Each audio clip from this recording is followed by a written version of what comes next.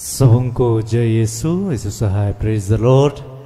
प्रार्थना परिवार फिर से आज की संध्या आराधना प्रार्थना में आप सबों का प्रभु यीशु मसीह के जीवित और सामर्थ्य नाम से हम सभी साथ में हमारे अगुआ प्रभु की दास सिस्टर एस्टर, प्रभु के दास भाई राज, आप सबों का हार्दिक स्वागत करते हैं, हार्दिक अभिनंदन करते हैं। आशा है कि आप सबों पर ईश्वर की अनुग्रह, ईश्वर की कृपा बनी हुई है और आप निरंतर प्रभु की आज्ञाओं, उसकी शिक्षाओं के अनुसार जीवन जीने का प्रयत्न कर रहे हैं और प्रभु के अद्भुत प्रेम को हम सभी अपने जीवन में देख पा रहे हैं, महसूस कर पा रहे हैं।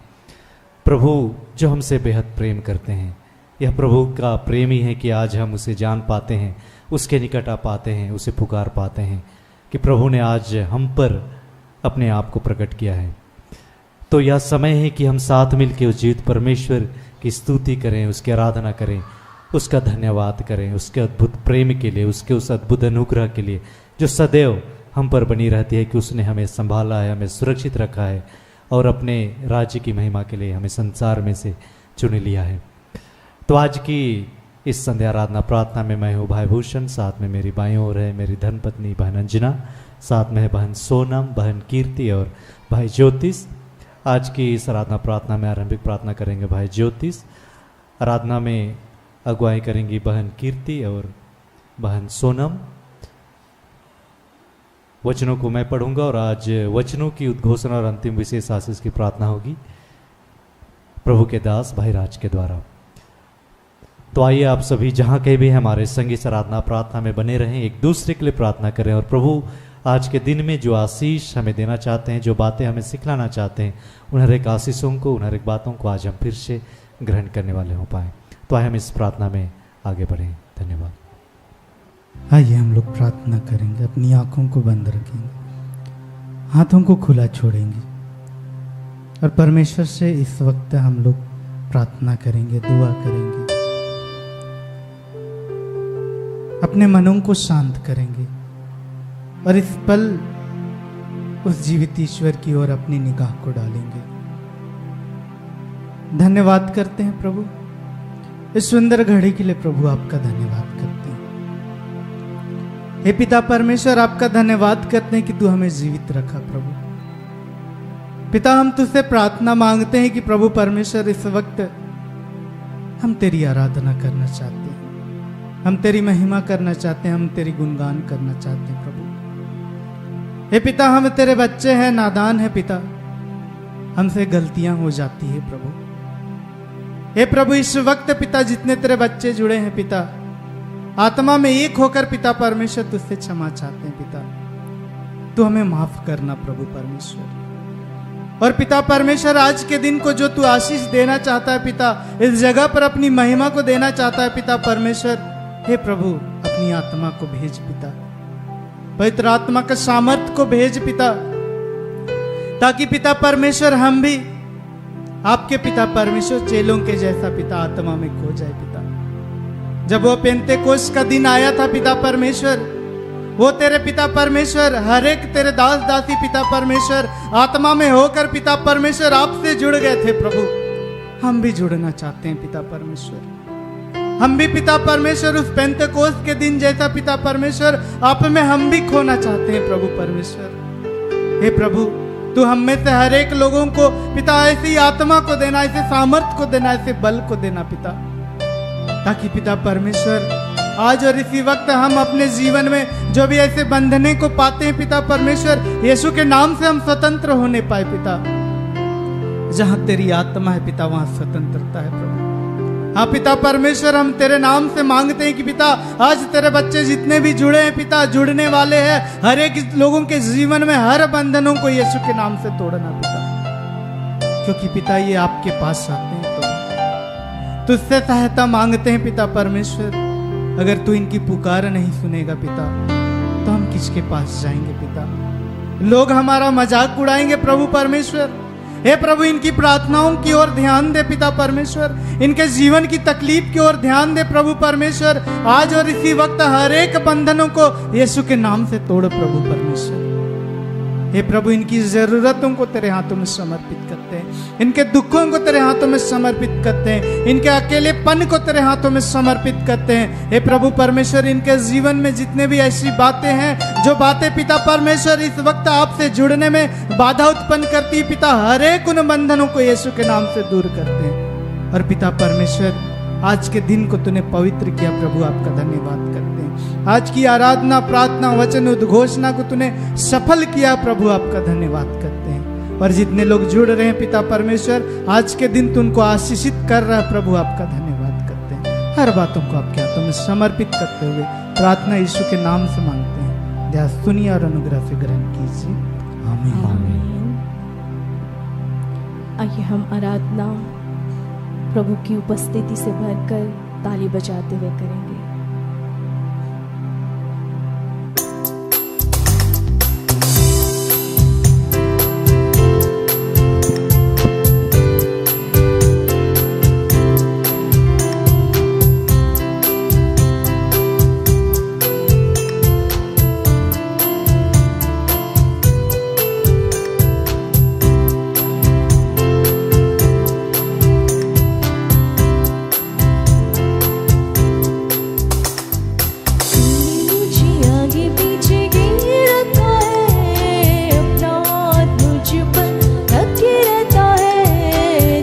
मुझे आगे पीछे घेर रखा है, अपना हाथ मुझ पर रखे रहता है। तूने मुझे आगे पीछे घेर रखा है, अपना हाथ मुझ पर रखे रहता है। तूने मुझे आगे पीछे घेर रखा है, अपना हाथ मुझ पर रखे रहता है। तेरी आत्मा से भाग कर मैं किधर जाऊं, तेरी आत्मा से भाग कर मैं किधर जाऊं।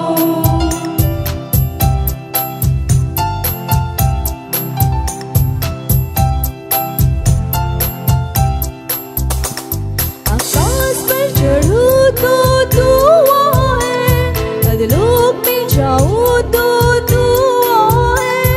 आकाश पर चढ़ूं तो तू वहाँ है, अधलोक में जाऊं तो तू वहाँ है। तेरी आत्मा से भाग कर मैं किधर जाऊं, तेरी आत्मा से भाग कर मैं किधर जाऊं।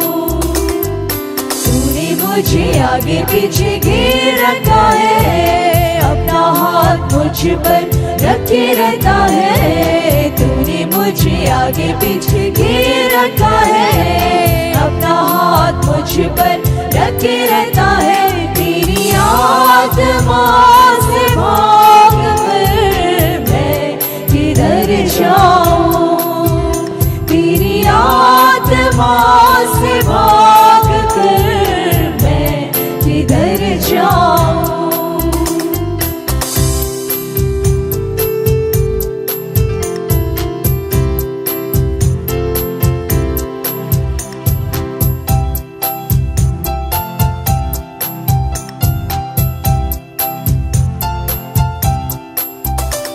तूफान से गिरूं तो तू वहाँ है, लहरों में चलूं तो तू वहाँ है।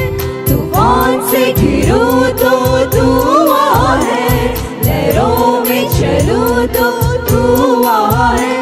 तेरी आत्मा से भाग कर मैं किधर जाऊं, तेरी आत्मा से भाग कर मैं किधर जाऊं। तूने मुझे आगे पीछे घेर रखा है, अपना हाथ मुझ पर रखे रहता है। तूने मुझे आगे पीछे घेर रखा है, अपना हाथ मुझ पर रखे रहता है। तेरी आत्मा से भाग कर मैं किधर जाऊं, तेरी आत्मा से भाग कर मैं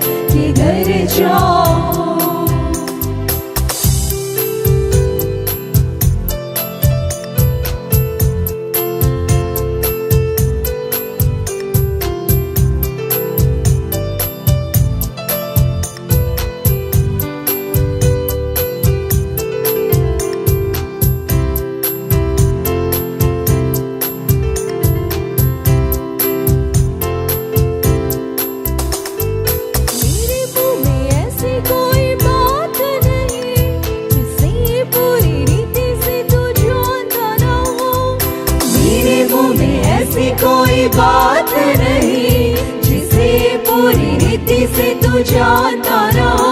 तेरी आत्मा से भाग कर मैं किधर जाऊं, तेरी आत्मा से भाग कर मैं किधर जाऊं। तूने मुझे आगे पीछे घेर रखा है, अपना हाथ मुझ पर रखे रहता है। तूने मुझे आगे पीछे घेर रखा है, अपना हाथ मुझ पर रखे रहता है। तेरी आत्मा से भाग कर मैं किधर जाऊं, तेरी आत्मा से भाग कर मैं किधर जाऊं, तेरी आत्मा से भाग कर मैं किधर जाऊं, तेरी आत्मा से भाग कर मैं किधर जाऊं।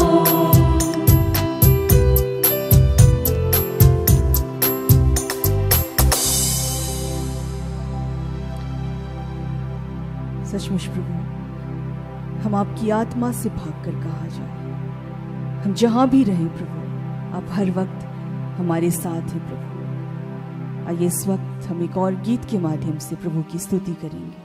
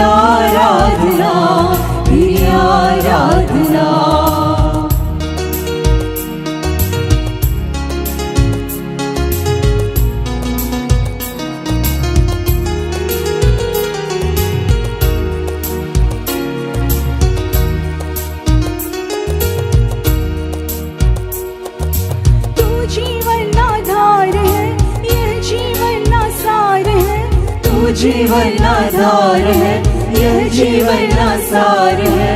तू जीवन आधार है, यह जीवन आसार है। तू जीवन आधार है, यह जीवन आसार है। तू ही मेरे नाथ, मेरे दिल के राज। तू ही मेरे नाथ, मेरे दिल के राज।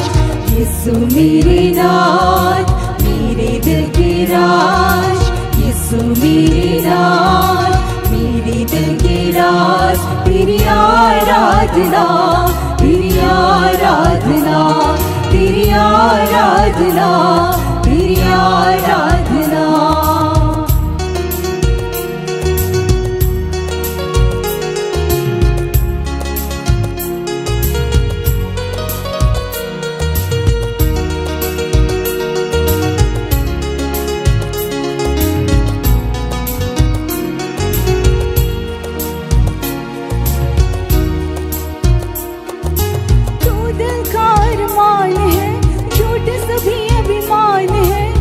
दिल का अरमान है, झूठ सभी अभिमान है। तू दिल का अरमान है, झूठ सभी अभिमान है। तू दिल का अरमान है, झूठ सभी अभिमान है। तू ही मेरे नाथ, मेरे नाथ मेरे दिल की राज, यीशु मेरे नाथ मेरे दिल की राज, यीशु मेरे नाथ मेरे दिल की राज। तेरी आराधना तेरी आराधना तेरी आराधना तेरी आराधना।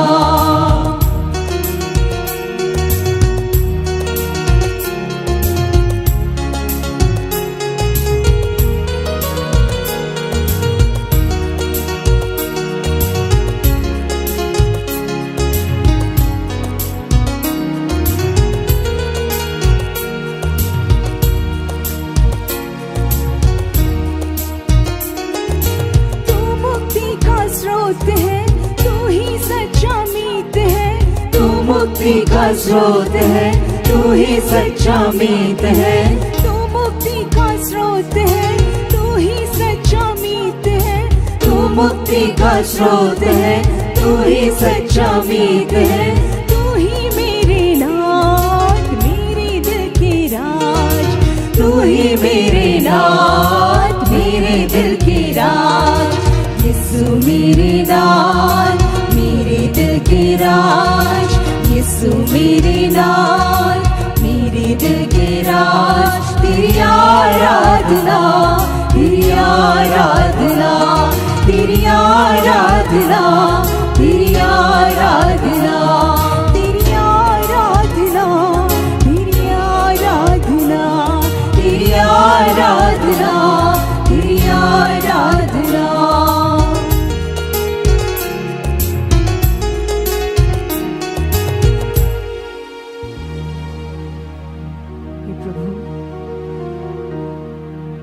आप हमारे सब कुछ हैं पिता, हम आपकी आराधना करते हैं प्रभु, हम आपकी स्तुति करते हैं आपके इस महान प्रेम के लिए कि हे प्रभु आप निरंतर हमसे प्रेम करते हैं। हे पिता आपने हमारी आराधना को हमारी प्रार्थना को अपने स्वर्ग के राज्य में ग्रहण किया प्रभु, हम आपको धन्यवाद देते हैं। हर एक बातों को हम आपके हाथों में समर्पित करते हुए इन तमाम प्रार्थनाओं को हम आपके बेटे उद्धारकर्ता यीशु मसीह के नाम से मांग लेते हैं। दया से सुनिए और स्वर्ग के राज्य में ग्रहण कीजिए। आमीन।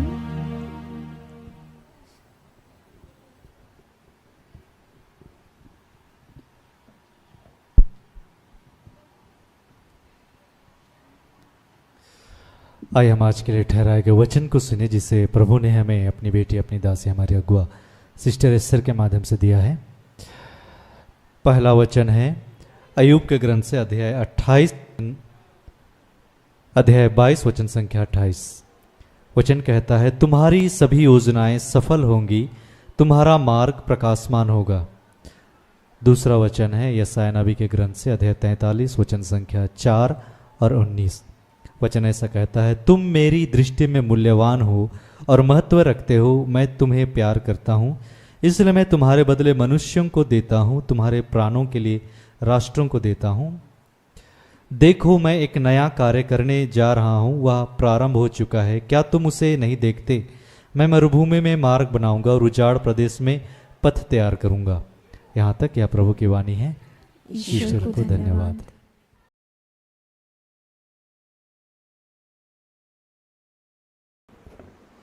सबों को जय यीशु।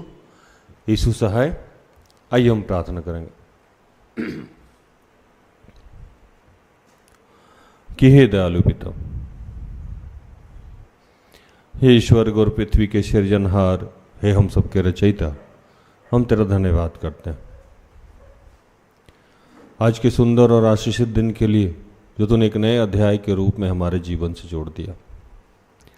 धन्यवाद प्रार्थना उद्धार परिवार के लिए और ऐसी जितनी संस्थाएं हैं, चर्च है, जिस भी रूप से जो आपके राज्य के विस्तार में लगे हुए लोग हैं, सिस्टर एस्तर, ऐसे जितने फादर हैं, पादरी हैं, प्रिस्ट हैं, स्वतंत्र रूप से सेवकाई करते हैं, उन सब के लिए तेरा धन्यवाद करते हैं। धन्यवाद करते हैं जितने लोग यहाँ उपस्थित हैं, जितने लोग अपने घर से इस प्रोग्राम को देख रहे हैं, सम्मिलित हैं, उन सब के लिए तेरा धन्यवाद करते हैं कि प्रभु तू जानता है कि गर्भ से लेकर अब तक हमने कितने अनगिनत कार्य किए हैं। उन तमाम कार्यों के लिए जो हमने आपकी इच्छा के विरुद्ध किए हैं, उसके लिए तुझसे क्षमा चाहते हैं। अपने पुत्र यीशु के लहू से धो के शुद्ध और पवित्र कीजिए, और इस वक्त जो भी आप हम सबको सिखाना समझाना चाहते हैं, उसके लिए हमारे मन, हमारे आत्मा, हमारे हृदय को तैयार कीजिए। जो भी डिस्टर्बेंस की बातें हैं, जो भी भटकाव की बातें हैं, जो भी रुकावट की बातें हैं, वो सबको यीशु के नाम से समाप्त करते हैं। और धन्यवाद की प्रार्थना प्रभु यीशु के जीवित और पवित्र नाम से मांगते हैं। दया से सुन और स्वर्ग के राज में ग्रहण कर, आमीन।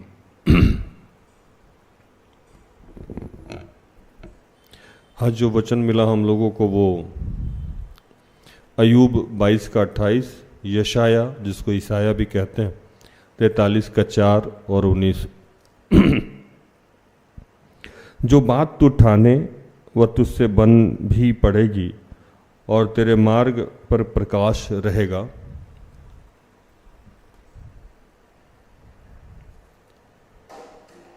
मेरी दृष्टि में तू अनमोल और प्रतिष्ठित ठहरा है और मैं तुझसे प्रेम रखता हूँ। इस कारण मैं तेरे बदले में मनुष्य को और तेरे प्राण के बदले में राज्य के लोगों को दे दूंगा। देखो मैं एक नई बात करता हूँ, वो अभी प्रकट होगी, क्या तुम मुझसे अनजान रहोगे? मैं जंगल में एक मार्ग बनाऊंगा और निर्जल देश में नदी बहाऊंगा।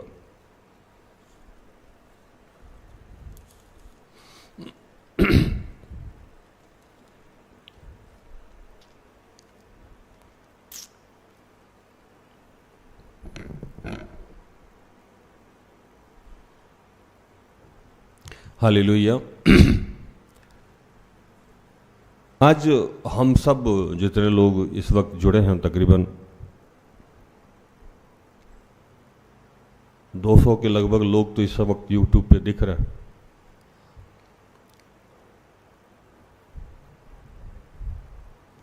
हमारे जीवन में एक प्रबल समस्या पाई जाती है। समस्या तो बहुत ही पाई जाती है, लेकिन एक प्रबल समस्या ये पाई जाती है कि अगर हम एक बार हार जाएं जीवन में, एक बार गिर जाए जीवन में, तो दोबारा उठने में हमें परेशानी होती है, दोबारा उस जगह से निकलने में हमें परेशानी होती है, और हमें लगता है कि अब जीवन में कोई मार्ग नहीं बचा है, अब हम निकल नहीं सकते, हम उठ नहीं सकते।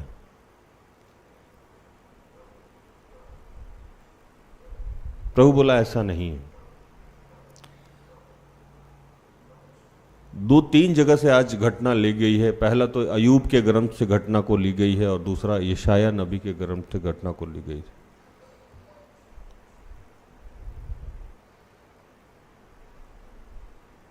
वचन में प्रभु कहते हैं कि देखो मैं एक नया कार्य करने जा रहा हूं जिससे तुम अनजान नहीं रहोगे। नया कार्य, देखो मैं एक नई बात करता हूं, वो अभी प्रकट होगी, क्या तुम मुझसे अनजान रहोगे? जो काम मैं करने जा रहा हूं उससे तुम अनजान नहीं रहोगे। मैं जंगल में एक मार्ग बनाऊंगा और निर्जल देश में नदी बहाऊंगा। जंगल में मार्ग बनाने का मतलब होता है कि जहां मार्ग नहीं हो। हम लोग मैक्सिमम लोग झारखंड से जुड़े हुए लोग हैं। झारखंड के लोगों को जंगल का पता है कि जंगल कैसा होता है, और विशेषकर जो आदिवासी परिवार से जो लोग हैं उनको तो पता ही है कि जंगल क्या होता है, क्योंकि उनके बाप दादा कहीं ना कहीं कोई ऐसे लोग होंगे जो जंगल में जाते रहे होंगे और जाते आसपास से गुजरते हैं। अभी भी यहाँ हाथी का बहुत सारा प्रकोप होता है हमारे आसपास के क्षेत्र में। तो कभी भी हम जंगल में जाते हैं तो जंगल में मार्ग नहीं होता है, कहीं कोई रास्ता दिखाई नहीं देता है।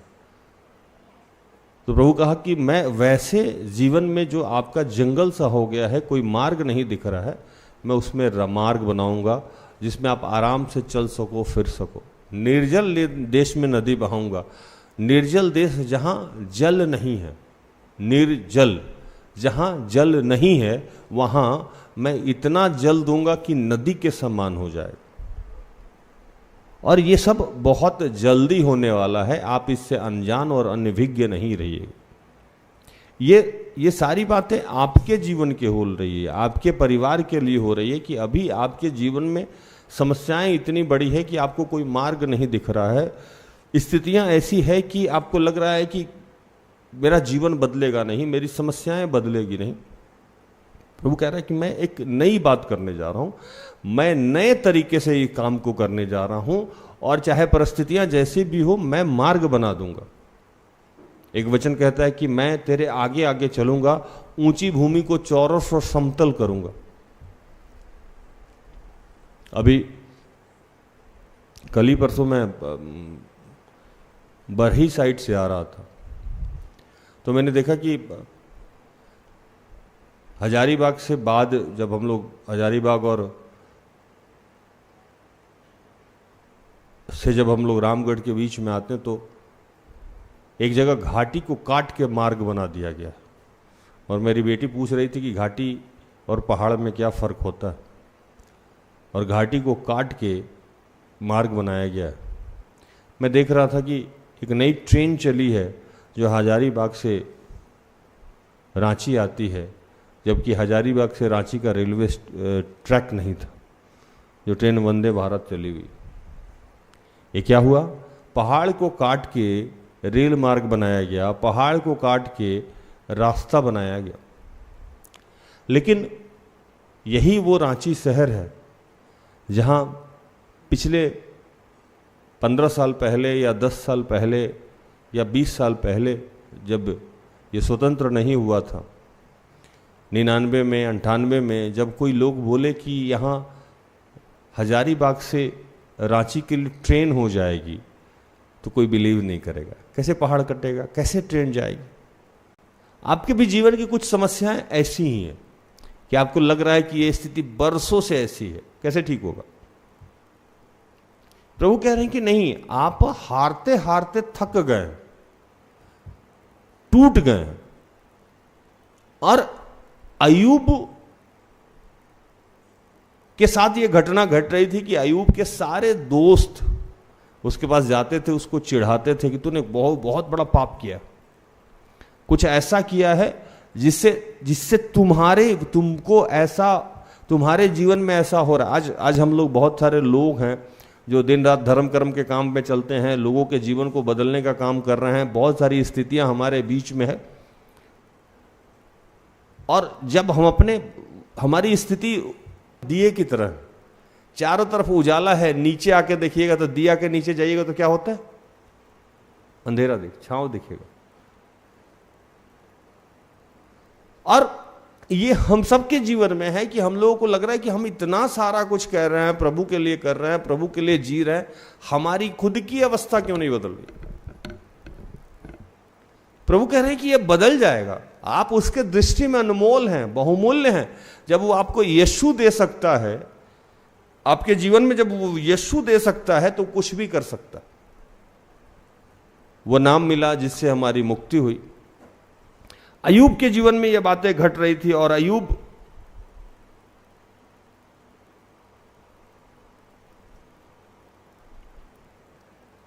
को उसके दोस्त सारे चिढ़ा रहे थे। बहुत सारे गॉसिप जो अय्यूब के जीवन में हो रहा था। तो अय्यूब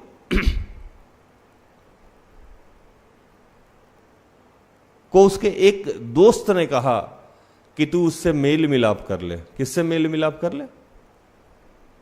ईश्वर से मेल मिलाप कर ले। 21 पढ़ो तो।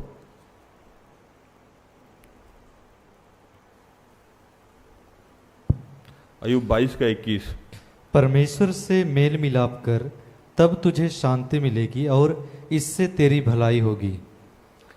कहता है कि परमेश्वर से मेल मिलाप कर ले, तब तुझे शांति मिलेगी और इससे तेरी भलाई होगी। अब अय्यूब को समझा रहा था उसका एक मित्र कि तू जाके किससे मेल मिलाप कर ले?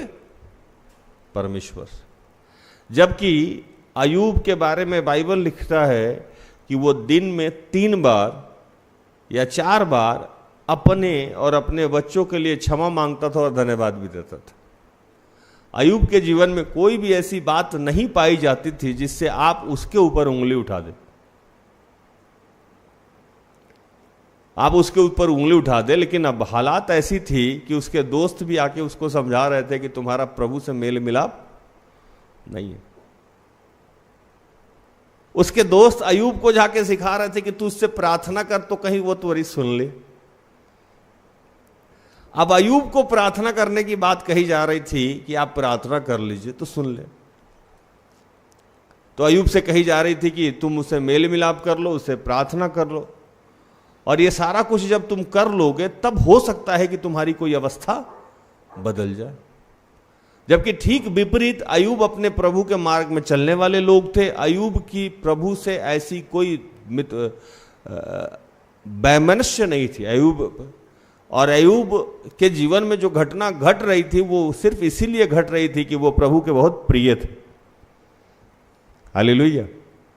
अयूब के जीवन में जो घटना घट भी रही थी, आप अगर जो लोग नए हैं मैं उनको बताऊं, अयूब के जीवन में जो परीक्षा और जो दुख था वो सिर्फ इसीलिए था कि ईश्वर का ओवर कॉन्फिडेंस था अयूब पे कि अयूब कुछ भी अयूब के साथ मैं करूंगा, अयूब मुझे छोड़ के जा नहीं सकता।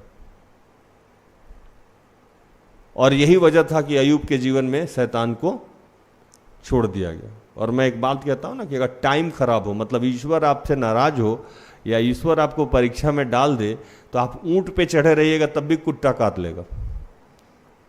क्या हुसैन भाई, मतलब ऊंट बहुत ऊपर का हाइट होता है, लेकिन अब ईश्वर ही नाराज है तब भी कुत्ता कूद के काट लेगा आपको, क्योंकि टाइम खराब चल रहा। अयूब का टाइम खराब था, सारे लोग ज्ञान देने पहुंच जाते थे उसको, यहां तक कि उसकी बीवी भी ज्ञान देती थी। तुम्हारा बच्चा मर गया, तुम्हारा घर चला गया, इसका मतलब जरूर तुमने कुछ अन्याय किया होगा। आप लोग अभी जितने लोग सुन रहे होंगे, जब भी आपके जीवन में समस्या आती है तो अगल बगल वाला जो खुद अधर्मी है वो आपको आके धर्म का ज्ञान देता होगा।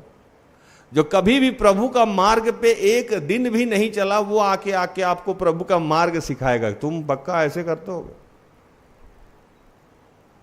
तुम ऐसे नहीं चले होगे, तुम वैसे नहीं चले होगे, और आपको चुपचाप सुनना भी पड़ता है, इसलिए कि चूंकि उस समय आपकी स्थिति ठीक नहीं है। तो प्रभु आज स्पष्ट बात कह रहे हैं, जहां से मैं प्रचार शुरू करूं, कि आपको बस रिजिड होना है। क्या करना है? रिजिड होना है। रिजिड होना समझते हैं, ठान लेना कि भैया मुझे यह काम करना है, मुझे यही काम करना है। एक कहानी मैं बहुत पहले सुनाया करता था, उसको आज सुनाऊं।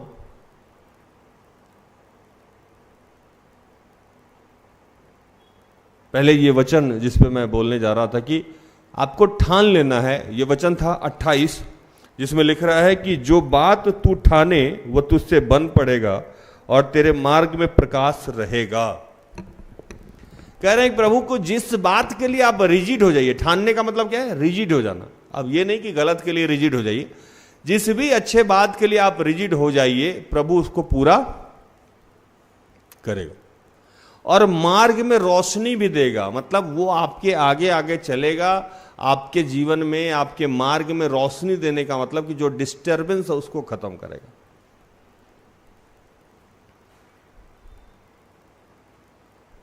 लेकिन ये होगा कब और ये हो क्यों नहीं रहा है? तो पहला कि हमको ये शैतान ने हमारे दिमाग से भुला दिया है कि हम उसके लिए, उसकी दृष्टि में क्या है? अनमोल हैं। पहले तो यह समझ लेना है कि हम जो बात ठान रहे हैं वो हमसे हो क्यों नहीं रहा है। तो एक पहली बात कि हमने ये भुला दिया है कि हम ईश्वर के लिए अनमोल हैं। ईश्वर ने हमें यह आशीष दे रखा है कि हम जो भी करेंगे वो हमारे माध्यम से ईश्वर पूरा करेगा। दूसरी बात कि हमारे जीवन में जो बीती हुई घटनाएं हैं वो हमें कौंधती रहती है, कौंधती रहती है, कौंधती रहती है, और उसको हम भुला नहीं पाते। मैं बहुत पहले एक कहानी सुनाया करता था। एक बच्चा सिगरेट पीता था, जबरदस्त पीता था। चेन स्मोकर था। चेन स्मोकर पता नहीं आप लोग समझते हैं कि नहीं समझते हैं। चेन स्मोकर का मतलब होता है कि सिगरेट से सिगरेट जलाना, माचिस से और लाइटर से सिगरेट नहीं जलाना। मतलब एक सिगरेट बुझ रहा है तब तक दूसरा जला लिया जा रहा है। मतलब चेन है, उसका एक कड़ी है। चेन स्मोकर था। तो जगह जगह जाता था प्रार्थना करने। भूषण भाई यहां गया वहां गया, कभी किसी फादर के पास, किसी पादरी के पास, किसी स्वतंत्र रूपीय सेवकाई के पास। सब लोग कहता था प्रार्थना कर दिया, छोड़ दिया। कभी वो मेरे टाइप या सिस्टर एस्थर टाइप के सेवक के पास भी चला गया। तो जैसे हमारे यहां लोग आता है तो हम लोग प्रकाशन बताते हैं कि आपके जीवन में ये बदलाव हो जाएगा। तो हम जैसा कोई सेवक ने उसको कह दिया कि प्रभु कह रहा है कि आपका जीवन बदल जाएगा, आप सिगरेट छोड़ दीजिएगा। 1 महीना हो गया, 2 महीना हो गया, 3 महीना हो गया, सिगरेट छूटे ही नहीं उससे। बार बार वो आए, बोले कि आप तो बोले थे सिगरेट छूट जाएगा, छूट क्यों नहीं रहा? आप तो बोले थे सिगरेट छूट जाएगा, छूट क्यों नहीं रहा? तो प्रभु का दास उसको कहा कि एक दिन तुम एकांत में बैठ के सोचो कि तुमने इस सिगरेट को छोड़ने के लिए तुमने क्या किया। सोचो। वो बैठा प्रार्थना करने बैठा तो उसको ये फील होने लगा कि सच में पवित्र आत्मा कह रहा है कि मैं तुम्हारा साथ देने के लिए तैयार हूं। तुम क्या करोगे सिगरेट छोड़ने के लिए? तुम क्या करोगे? तुम कैसे ठानोगे कि हम तुम्हारी मदद करें? तो पवित्र आत्मा उसको कहा कि तुम आज से शुरू करो। देखिए कितनी बड़ा काम करने के लिए उसका शुरुआत छोटा होता है। शुरुआत बड़ा नहीं होता, शुरुआत छोटा होता है। स्टार्टअप जो है ऑलवेज स्मॉल होता है, छोटा होता है। जैसे मैं लोगों को कहता हूं कि सुबह में वॉक करें तो एक ही दिन आप 10 किलोमीटर टहल थोड़ी सकते हैं। शुरू में 4 कदम टहलना पड़ेगा, 5 पहले तो उठने की आदत डालनी होगी। मैं लोगों को कहता हूं कि डाइट पे जाएं तो एक ही दिन में आप सारा चीज थोड़ी प्रैक्टिस में कर लीजिए। तो उस बच्चे से प्रभु का आत्मा ने कहा कि तुम क्या करोगे? तो प्रभु के आत्मा को वो सुना और पहले दिन से सिगरेट छोड़ने का प्रयास किया। कैसे छोड़ने का प्रयास किया सोच समझिए। पहला दिन उसने आधी सिगरेट फेंक दी, आधा पिया और आधा फेंक दी। फिर दूसरा दिन उसने, अगर मान लीजिए कि 10 सिगरेट पी रहा था तो 9 सिगरेट पिया। हालेलुया। फिर तीसरे दिन वो 8.5 सिगरेट पिया। ये क्रम उसका चलता रहा और एक दिन ऐसा आया कि पूर्णतः सिगरेट उसने छोड़ दी। इसको कहते हैं ठानना। हालेलुया। जो बात तू ठाने वो तुझसे पूरी हो जाएगी। अब स्थिति क्या है कि हम लोग जितने लोग यहां जुड़े हुए हैं अपना एफर्ट नहीं लगा रहे। अपना एफर्ट लगाना मतलब कि आप कितना प्रयास कर रहे हैं। जब मैं पहली बार सिस्टर एस्थर से मिला तो उस समय मैं अच्छा खासा नशा करता था। सिस्टर एस्थर बोली कि आप को प्रभु बोल रहा है 3 दिन के लिए उपवास के साथ प्रार्थना करने के लिए। मैंने कहा 3 दिन तो कर लूंगा। तो बोले नहीं 3 दिन 3 रात। और बोली हम भी आपके साथ उपवास के साथ प्रार्थना करेंगे। तो हम और वो 3 दिन और 3 रात उपवास के साथ प्रार्थना पे गए। ये गई थी मेरे यहाँ तो बाथरूम में ये गुल देख ली थी। मैं गुल से मुंह धोता था सुबह सुबह उठ के, तो इनको दिख गया था बाथरूम में गुल। तो ये बोली उपवास में गुल से मुंह नहीं धोइएगा।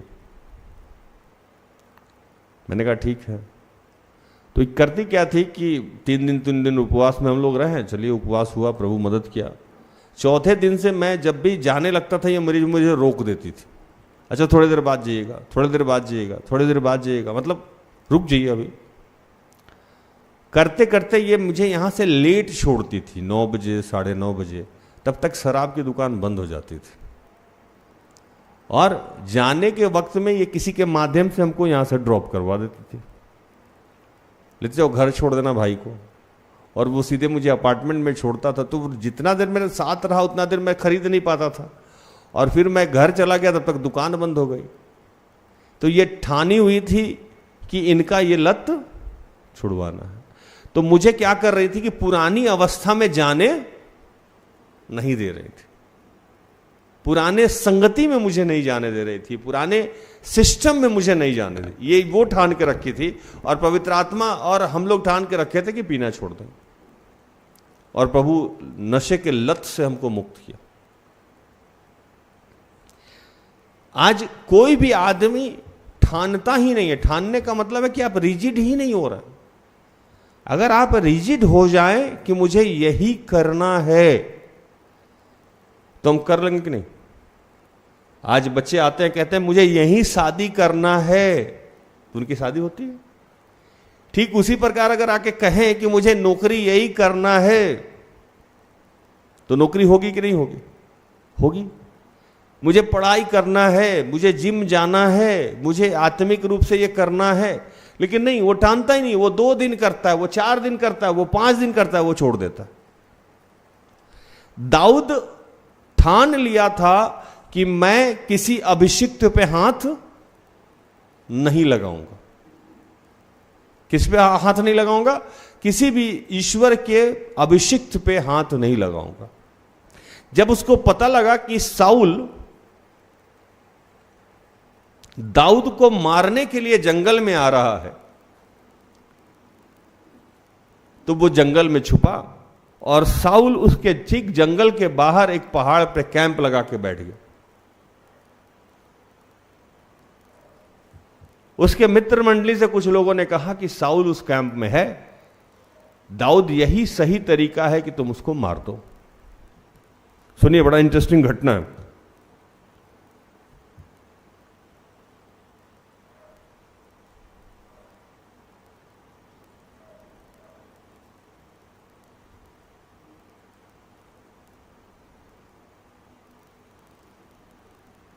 दाऊद अपना एक असिस्टेंट भेजा जिसका नाम था अबीशे। वो गया और रात में देखा कि साउल अकेले सोया हुआ है कैंप के अंदर, और उसका भाला उसके क्या बोलते हैं, पिलो, सिरहाने, हाँ, सिरहाने के आगे गड़ा हुआ है। वो आके बोला दाऊद से कि तेरे शत्रु को परमेश्वर ने आज तेरे हाथ में कर दिया है, अब एक काम कर, यही भाला निकाल और उसके सीने में मार दे। वचन पढ़िए, पहला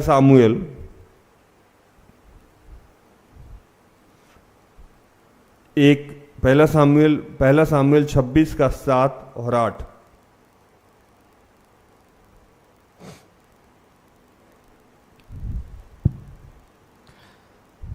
अतः दाऊद और अबीशै रातों रात उन लोगों के पास गए, और क्या देखते हैं कि साउल गाड़ियों की आड़ में पड़ा सो रहा है, और उसका भाला उसके सिरहाने भूमि में गड़ा है, और अबनेर और योद्धा लोग उसके चारों ओर पड़े हुए हैं।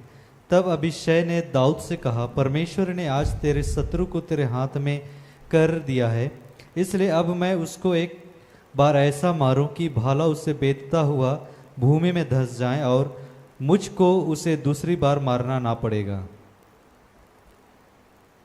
उसका शिष्य और दाऊद और उसका सहयोगी उस कैंप में गया रात में, और कैंप की स्थिति ऐसी थी कि प्रभु ने जितने भी सेना के लोग थे उन सबको गहरी नींद में कर दिया था।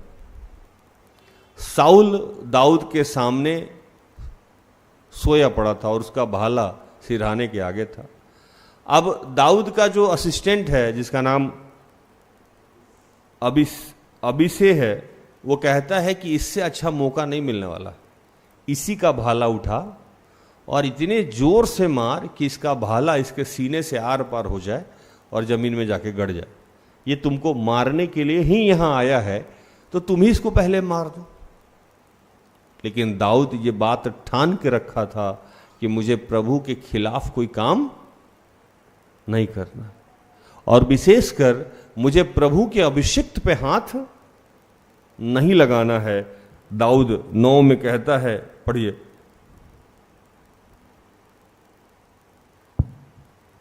दाऊद ने अभिषय से कहा, उसे नष्ट ना कर, क्योंकि यहोवा के अभिषिक्त पर हाथ चलाकर कौन निर्दोष ठहर सकता है।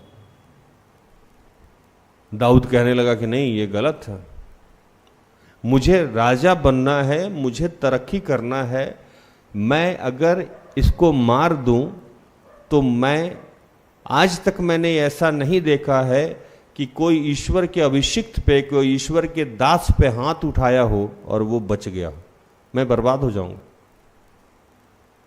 जबकि उस समय सारे सैनिकों को प्रभु ने भारी नींद सुला दिया था। पढ़िए एक वचन,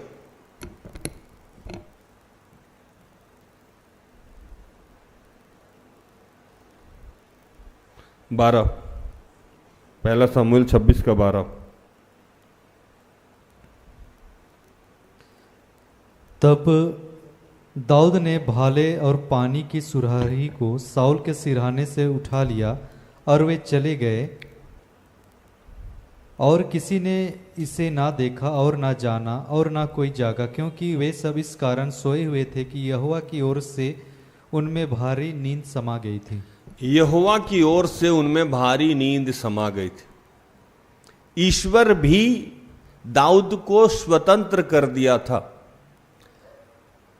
साउल के जितने सैनिक थे उसको ईश्वर ने भारी नींद में डाल दिया था, और ईश्वर जानना चाहता था कि पूर्ण रूप से जब साउल इसको अकेले मिला है तो ये क्या करेगा। कई बार मैं ये कहता हूं कि आप ईमानदार तब हैं, तब तक आप ईमानदार नहीं कहे जाइएगा जब तक आपको चोरी करने का मौका ना मिला। समझिएगा रोहित भाई, अब जिंदगी में आपको लड़की मिली ही नहीं है और आप कहिए कि हम बहुत ईमानदार आदमी हैं, या जिंदगी में लड़का आपको शारीरिक संबंध बनाने के लिए मिला ही नहीं हो या मौका ही नहीं मिला हो, तो आप ईमानदार थोड़ी हैं, आपको मौका नहीं मिला। या कभी अकेले में आपको दारू शराब सिगरेट पीने का मौका नहीं मिला। अब ईमानदार कौन व्यक्ति होता है, जो मैं यूथ क्लास से बताता आया। क्या भूषण, जब लड़की मिल रही है या लड़का मिल रहा है और कोई देखने वाला नहीं है और प्रॉपर जगह है और दोनों तैयार हैं और आप शारीरिक संबंध नहीं बनाइए, तब आप ईमानदार हैं। मौका भी मिला, सब कुछ है, और उस समय अगर आप छोड़ के निकल गए तब ईमानदार है। शराब पीने के लिए पैसा हो, जगह हो, दोस्त यार हो, सब कुछ हो, और कोई देखने वाला नहीं हो, कोई डांटने वाला नहीं हो, कहीं जाने वाले नहीं, तब आप शराब नहीं पीजिए, नशा नहीं कीजिए, तब आप ईमानदार। हाँ कि नहीं? अब आपको चोरी करने का मौका मिला ही नहीं है तो आप ईमानदार थोड़ी है। आपको चोरी करने का मौका नहीं मिला इसलिए आप ईमानदार हैं। जब मौका मिलेगा तब देखा जाएगा कि आप चोर हैं कि नहीं है। समझे अमित? दाऊद को मौका मिला कि वो साउल को मार दे, और ये मौका किसने दिया? ईश्वर ने दिया। अगर दाऊद उस दिन मार देता तो साउल वहीं समाप्त हो जाता, लेकिन वो कुछ क्षण के लिए जीत सकता था, लेकिन ईश्वर के नजर में हार जाता। और दाऊद वहां से बिना मारे साउल को निकल गया और पहचान के लिए क्या उठा लिया वहां से? तब दाऊद ने भाले और पानी की सुराही को साउल के सिरहाने से उठा लिया और चला गया। दोनों सामान उसका जो एकदम उसके बेड के पास रखा हुआ था वही उठा के चला गया। और चला गया। कहानी इंटरेस्टिंग तब हुई जब कुछ देर के बाद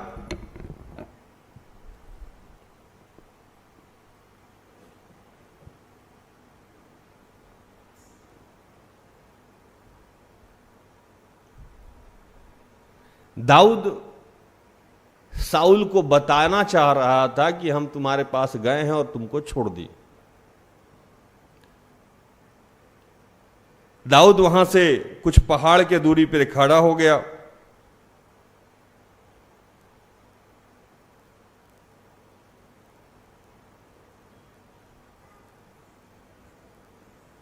और वहां से दाऊद को बोलने लगा।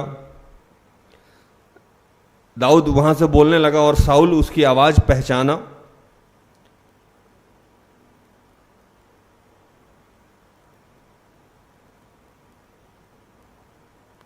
और बोलते बोलते दाऊद कहा कि दूर से पहाड़ के उस छोर पे दाऊद खड़ा हो गया कैंप के से दूरी पे और कहा कि एक काम करिए साउल, आप देखिए कि आपके जो घर में, आपके जो रूम में सुराही और भाला रखा हुआ तो वो है, अब मेरे बेडरूम में कौन सा सामान कहां रखा हुआ है ये तो हम ही जान रहे ना।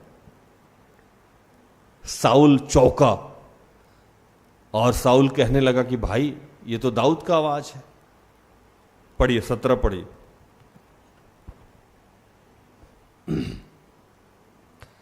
तब साउल ने दाऊद का बोल पहचान कर कहा, हे मेरे बेटे दाऊद, क्या यह तेरा बोल है? दाऊद ने कहा, हाँ मेरे प्रभु राजा, मेरा ही बोल है।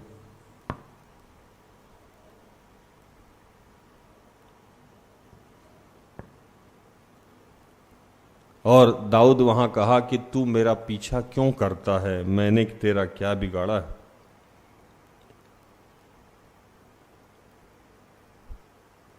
फिर दाऊद वहां कहने लगा कि मैंने तुम्हें इसीलिए छोड़ दिया है कि तू राजा है, तू प्रभु का अभिषिक्त है।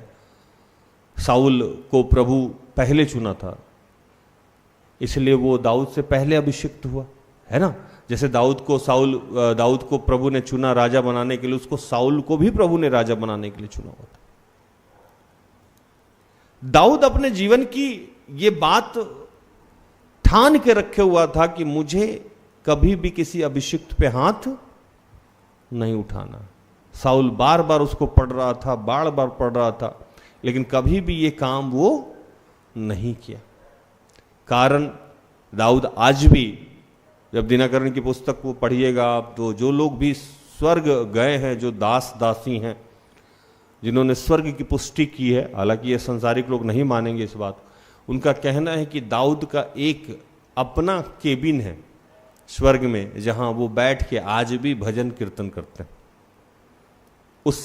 उस काटेज से, उस हट से, उस झोपड़ी से भजन की आवाज आती स्वर्ग में। हालांकि ये संसारिक बिलीव करने वाली बात नहीं है, लेकिन जितने लोग, आत्मिक चीज तो वही है कि अनदेखी हुई बात पे जो विश्वास करता है वही विश्वासी है। जो वैसी बात जिसको कान ने ना सुनी हो, आंख ने ना देखी हो। दिनकरण साहब इसकी पुष्टि करते हैं, और भी बहुत सारे सेवक लोग जो स्वर्ग जाके लौट जाते थे। ये भी पावर है बहुत सारे दास दासी में कि स्वर्ग भेज दिया जाता, जाके देख के। तो उसमें से बहुत सारे सेवकों ने यह पुष्टि की है कि एक ऐसा जगह है जहां से आवाज आता है स्तुति आराधना का। ऐसा काश ये झूपी वहां भूषण के लिए भी बनता, है ना, कि आराधना का आवाज आता, हम लोग पूछते किसका वाला है, तो ये भूषण का है। क्या भूषण का? सही है कि नहीं? तो वो दिनकरण साहब पूछ बैठे कि ये जो उधर से आवाज आ रहा है किसका है? तो वहां जिनके साथ जो घुमा रहा था वो उसको बोला कि ये दाऊद का कुटिया है, जहां से वो भजन कर रहा। दाऊद नीचे रहते हुए ठान के रखा था,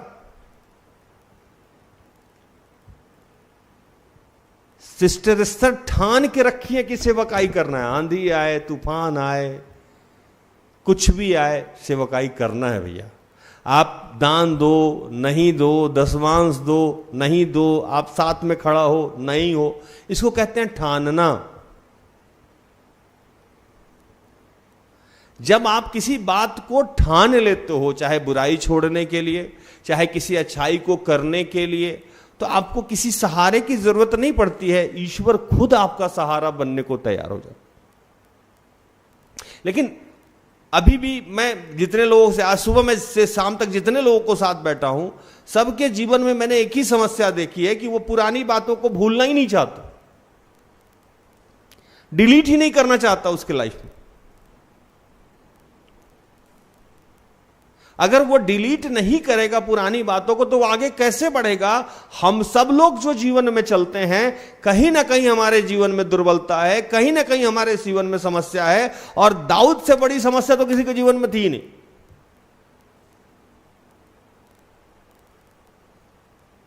दाऊद अपने राजमहल के ऊपर टहल रहा था, इवनिंग वॉक या मॉर्निंग वॉक, और देखता क्या है कि दूर खड़ी एक महिला स्नान कर रही। सोचिए, दाऊद के पास महिला की कमी थी। दाऊद की इतनी पटरानियां, इतनी रानियां, इतने सारे लोग थे, और दूर खड़ा देख रहा है कि कोई औरत स्नान कर रही। दूर से क्या दिखा होगा दाऊद को? लेकिन दाऊद उसको बुला लेता है और उसके साथ शारीरिक संबंध बनाता है, और उसके पति तक को वो मरवा देता। और जब शारीरिक संबंध बनाता है तो उससे एक बच्चा गर्भ में रहता है, और वो बच्चे का जन्म भी होता है। इसी बीच में दाऊद उससे शादी भी कर लेता है, उसके हस्बैंड को मार भी देता है। और जब नबी जाते हैं प्रभु का मैसेज लेके और कहते हैं कि तुमने ऐसा क्यों किया, यहोवा तुझसे नाराज है। उसने पूछा कि यहोवा को नाराज है तो क्या करना होगा? दाऊद को बताया गया कि तू क्षमा मांग।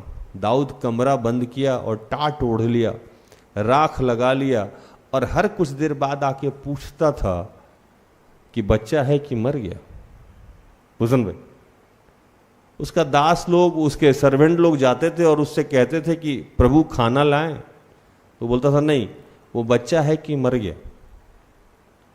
उसको पता था कि अगर ये मर गया तो इसका मतलब कि प्रभु हमको माफ कर दिया, अगर ये नहीं मरा तो इसका मतलब प्रभु हमको माफ नहीं किया। ये घटनाएं 2-3 दिन 4 दिन तक चलती रही। दाऊद ना खाना खाया, ना अपने बिस्तर पे गया, ना वस्त्र पहना, और सॉरी बोलता रहा, प्रभु से सॉरी बोलता रहा। और एक दिन ऐसा आया कि उसके सहयोगी ने उसको जाके कहा कि हाँ वो बच्चा मर गया। दाऊद वहां से निकला, स्नान ध्यान किया और प्रभु को धन्यवाद किया और आगे बढ़ गया। और उससे जो दूसरा बच्चा जन्म हुआ उसका क्या नाम था? सुलेमान।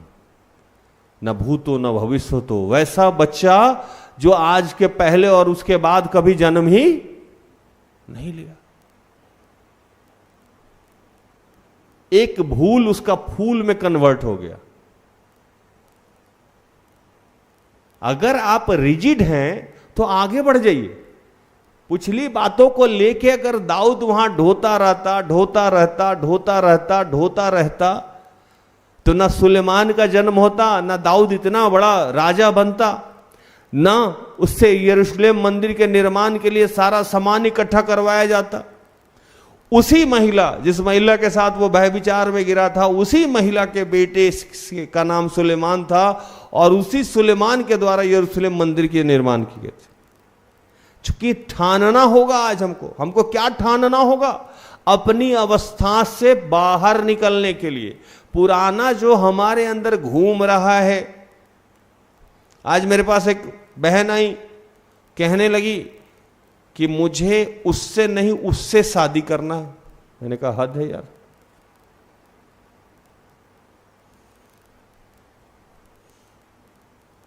एक बहन आई मेरे पास, मेरे बोलने लगी कि मेरा जो एक बेटी है वो उससे शादी, मतलब आज पूरे दिन मैं शादी खेल रहा हूं। इसका शादी उससे नहीं हुआ, उसका शादी उससे नहीं हुआ। एक उड़ीसा से कोई आया था, एक कोई उधर छत्तीसगढ़ बॉर्डर से आया था, मेरे बच्चे नहीं सुने। 50 तरीका का। वो सब चीज में मैंने एक यही चीज देखा कि वो पुरानी चीज से बाहर निकल नहीं पा, पकड़ के रखा हुआ, जकड़ के रखे हुआ।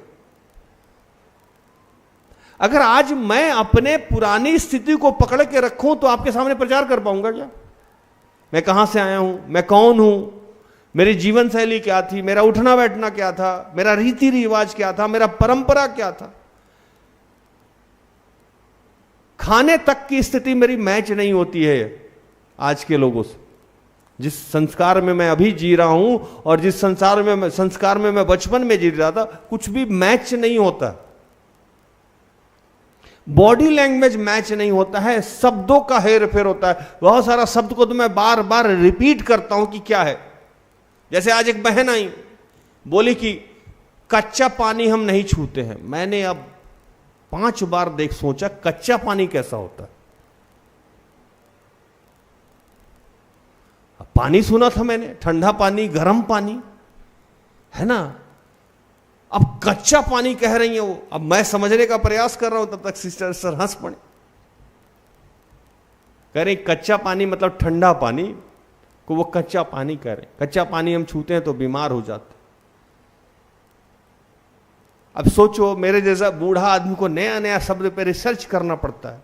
ऐसा ऐसा सादरी का वर्ड बोलता है लोग जो मेरे ऊपर से जाता है, उसको रिकॉल करता हूं। शब्द, सब्जी जो मैं नहीं जानता था वो भी मुझे यहां देखने को और सुनने को मिलता। तो सिस्टर इस तरह कोई फूल का बनाती हैं सब्जी या बनवाती हैं, क्या फूल है वो, क्या फूल है वो? हाँ, नहीं, कोयनार। अब कोयनार बनाती है। बचपन से मैं जानता ही नहीं था कोयनार होता क्या है, उस फूल का सब्जी क्या बनता। कुछ चावल आप बिलीव नहीं करोगे, मैं यहां आके देखा कि वैसा चावल होता है। सब कुछ अलग है, लेकिन क्या मैं उस पुरानी अवस्था को ढोता हूं? नहीं, मैंने ठान रखा है।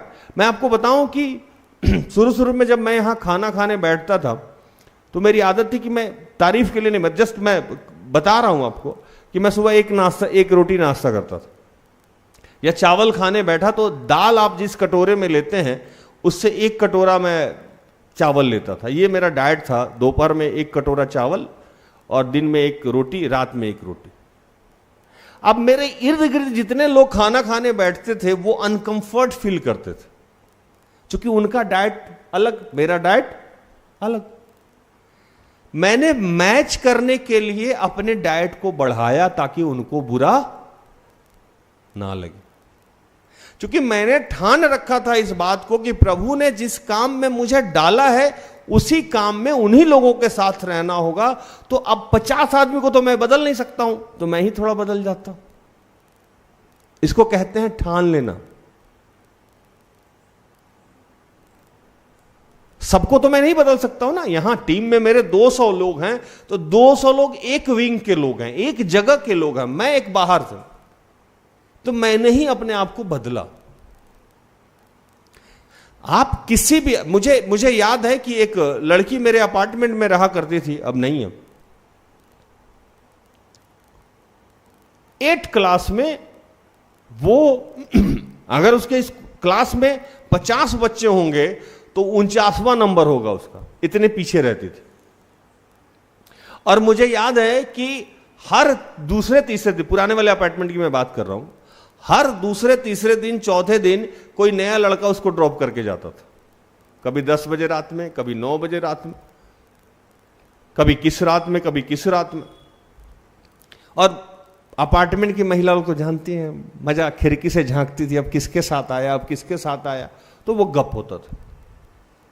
अचानक वो लड़की कुछ दिनों के बाद हम लोग को दिखना बंद हो गई।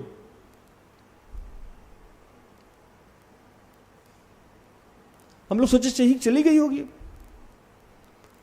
1-1.5 साल तक वो लड़की हम लोगों को दिखी नहीं भूषण में। और एक दिन अखबार में उसका फोटो दिखा, सुबह सुबह अखबार में फोटो दिखा। हम लोग कहे इसका फोटो अखबार में, तो हम सब लोग के मन में हुआ कि कोई पक्का कोई कांड की होगी। जब हम लोगों ने अखबार को ढंग से पढ़ा तो हेडलाइन में लिखा था कि वो झारखंड में 3रे स्थान में आई है बोर्ड में। हालेलुया। क्या किए वो झारखंड में? 3रे स्थान में बोर्ड में आई है। अब हम लोगों को बिलीव ही नहीं हो रहा था अखबार। एक साल वो जो दिखी नहीं थी, हम ही लोग के अपार्टमेंट में अपने ही रूम में सिर्फ बैठ के पढ़ाई करती थी, कहीं जाना आना। क्यों? तो उसने ठान लिया था कि मुझे यही करना है। हालेलुया। जिस बात को जो तू ठाने मैं उसमें तुम्हारी मदद करूंगा, लेकिन उसके लिए आपको पुरानी सारी चीजों को भूल के आगे बढ़ना होगा। आप पुराना उतारना नहीं चाहते हो और नया पहनना चाहते हो, पुराना आप छोड़ना नहीं चाहते हो और नया पहनना चाहते हो ही नहीं सकता। अगर आप पुराना उतार भी दिए, इसीलिए यीशु बार बार एक काम करके बताएं, सारा मैसेज उन्होंने दे दिया, यीशु ने सारा का सारा मैसेज दे दिया और अंत में एक और मैसेज देना बाकी रह गया था। वो क्या मैसेज था मैं बताऊं। यीशु के शरीर पे भारी लकड़ी का क्रूस बांध दिया गया और साथ में एक सहयोगी भी दिया गया पकड़ के, और सहयोगी देने के बाद कुछ देर के बाद वो सहयोगी भी चला गया। तो यीशु अपना क्रूस ढो रहे थे और बार बार क्या हो रहे थे, गिर जा रहे थे, फिर बार बार उनको उठ रहे थे।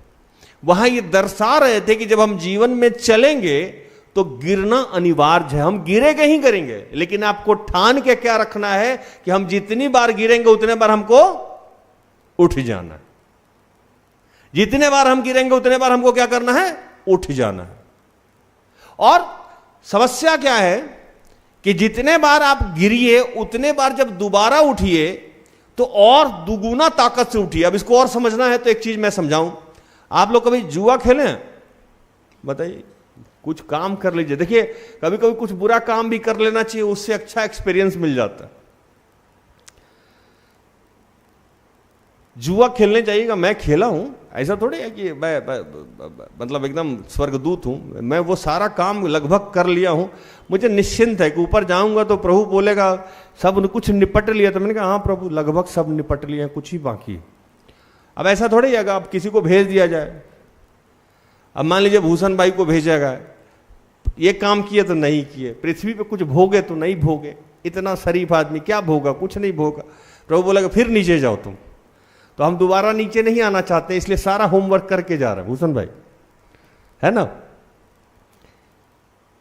तो जुआ जब आप खेलिएगा तो जुआ में होता क्या है कि अगर आप 10 रुपया हार गए तो दोबारा दाव लगाने के लिए हम 10 रुपया का दाव नहीं लगाते। कितने का दाव लगाते हैं पता आपको? 20 का। तो इस बार अगर लहा तो ये तो 10 आएगा, पिछला भी 10 लेके आएगा। फिर जब उस 20 को हार जाता है जुआड़ी तो फिर 40 का दाव लगाता है। 40 को हारेगा तो फिर 80 को, वो नीचे दाव नहीं लगाएगा, क्योंकि उसको यह विश्वास है कि कहीं एक बार भी लहा तो पिछला सारा लेके आ जाएगा। ये जीवन ये बहुत अच्छी बात सिखाती है कि जितने बार गिरे आप उतने बार दुगुनी ताकत से उठे, ताकि इस बार अगर लहा तो हम पूरा पिछला का चुका देंगे।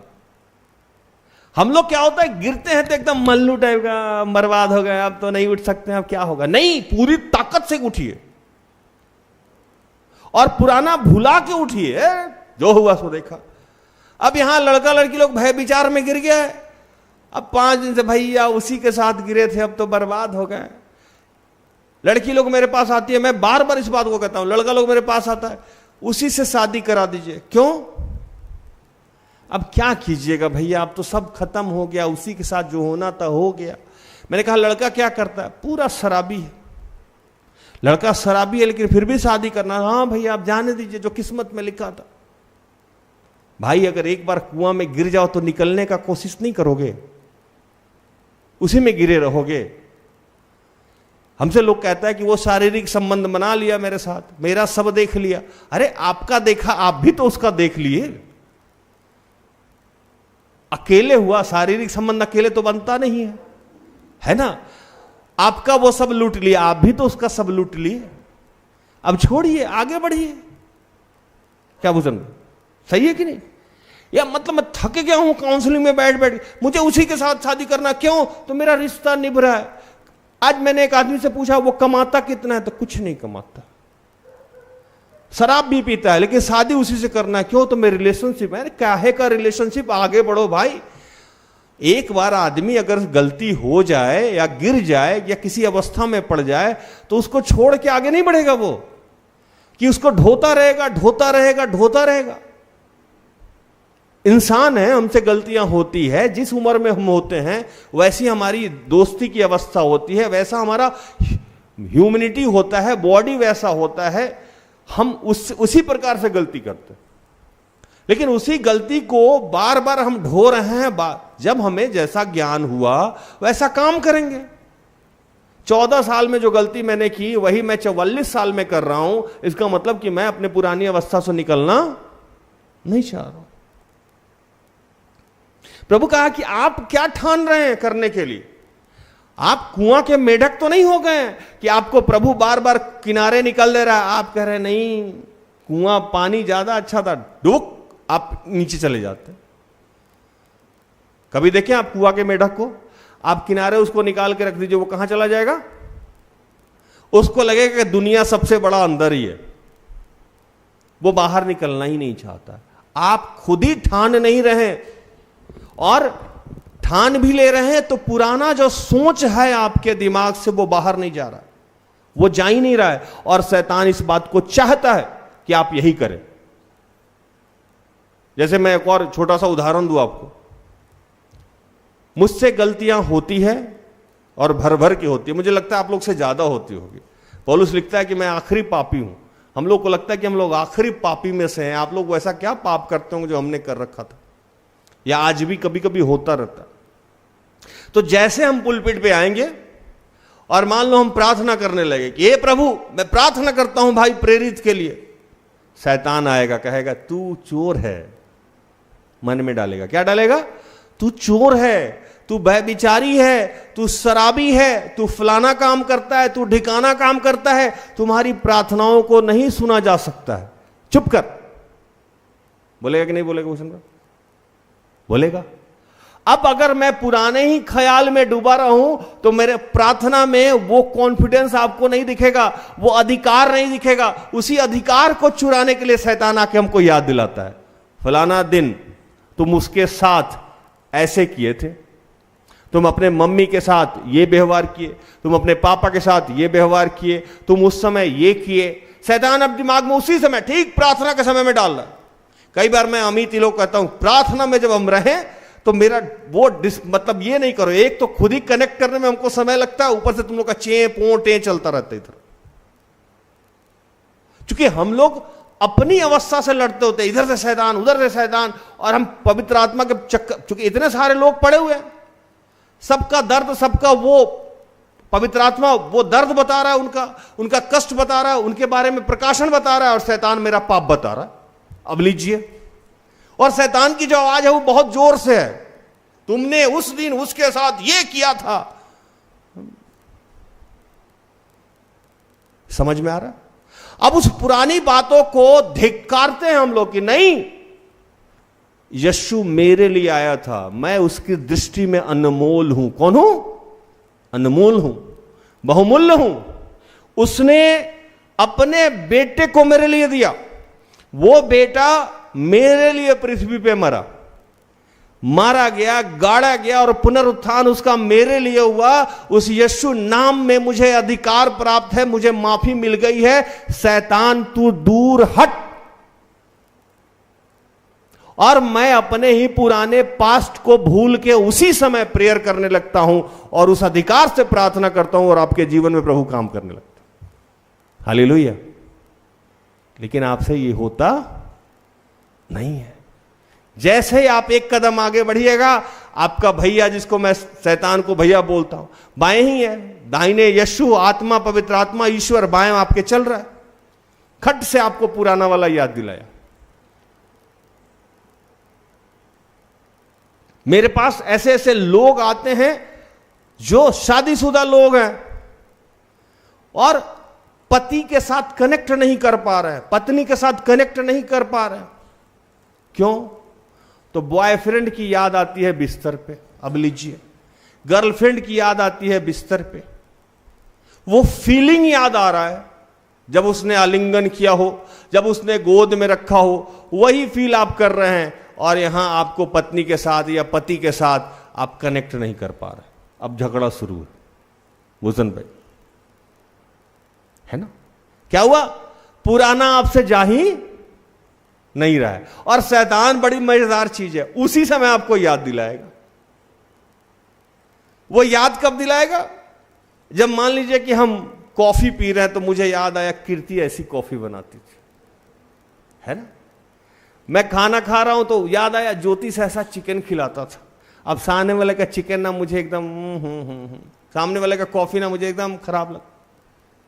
आजकल लोग आते हैं मेरे पास, कहते हैं भैया मेरे यहां दाल भात चोखा वैसा नहीं बनता। कैसा? हम कि आपके यहां जैसा बनता। हम कि बताइए, इससे मैच क्यों करना है आपको? हमारे यहां जो दाल भात चोखा खिलाया जाता है, जिसका मैं ब्रांड एम्बेसडर बना हुआ हूं, सब कहते हैं बहुत अच्छा दाल भात चोखा बनता है यहां। उससे मैच ही नहीं करिए। पुराने जीवन से नए जीवन को क्यों मैच करना? वो पुरानी बातें थी। देखो मैंने सब कुछ नया कर दिया, फ्रेश। अब मेरे गांव में मैं लुंगी पहन के घूमता था, कल से यहां लुंगी पहन के घूमूं, कैसा लगेगा? है ना। मैं जिस हिसाब से बचपन जिया, जवानी भी उस हिसाब से जीऊं, ये जरूरी नहीं है। जिस हिसाब से मैंने जवानी जिया, मैं बुलेट से घूमता था, अभी भी बुलेट से घूमूं। क्या भूषण भाई, आऊं कल? है ना। पहले निकलते थे हम, गाड़ी बड़ा हुआ, राख का तिलक यहां तक, काड़ा मोटा सा, यहां पट्टी बांध के, बटन यहां तक खुला हुआ, यूं करके आदमी निकलता था।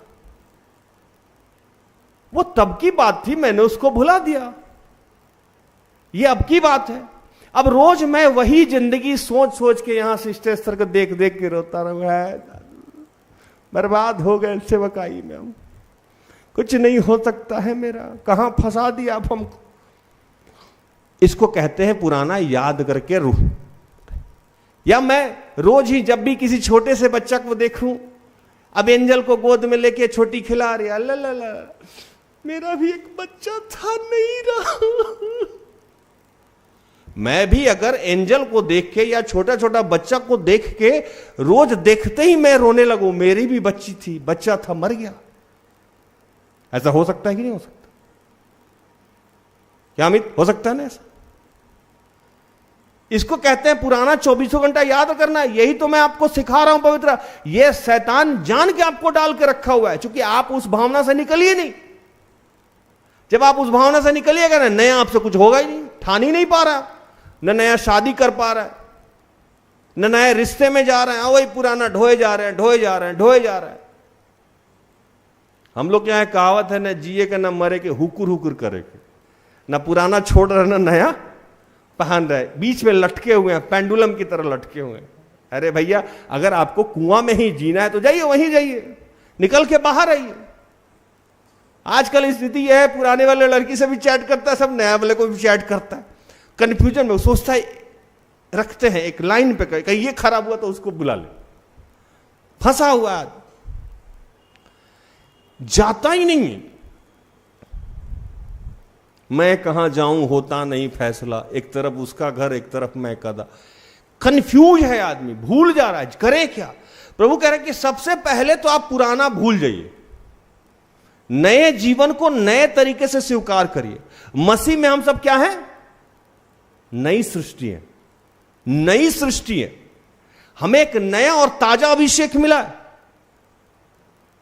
हम ताजे अभिषेक के साथ आज ठान लें कि आज के बाद हम जो करेंगे वो अपने जीवन के लिए। पुराना जो होना था हुआ, अच्छा हुआ था, बुरा हुआ था, जब जो हुआ था वो अच्छा हुआ था। बाइबल में लिखा, जब जो हुआ वो अच्छा हुआ, बेहतर हुआ, वो उस समय के लिए बेहतर था। आज आपको रिजिड होना होगा। आज आपको रिजिड होना होगा। जैसे साउल रिजिड था, दाऊद रिजिड था कि किसी भी अवस्था में मैं साउल को नहीं मारूंगा, उसका प्रतिफल उसको मिला। जैसे यीशु रिजिड थे कि किसी भी अवस्था में जिस काम के लिए मुझे पृथ्वी पे भेजा गया है वही काम मैं करूंगा, चाहे जितना भी प्रलोभन दिया जाए मैं नहीं।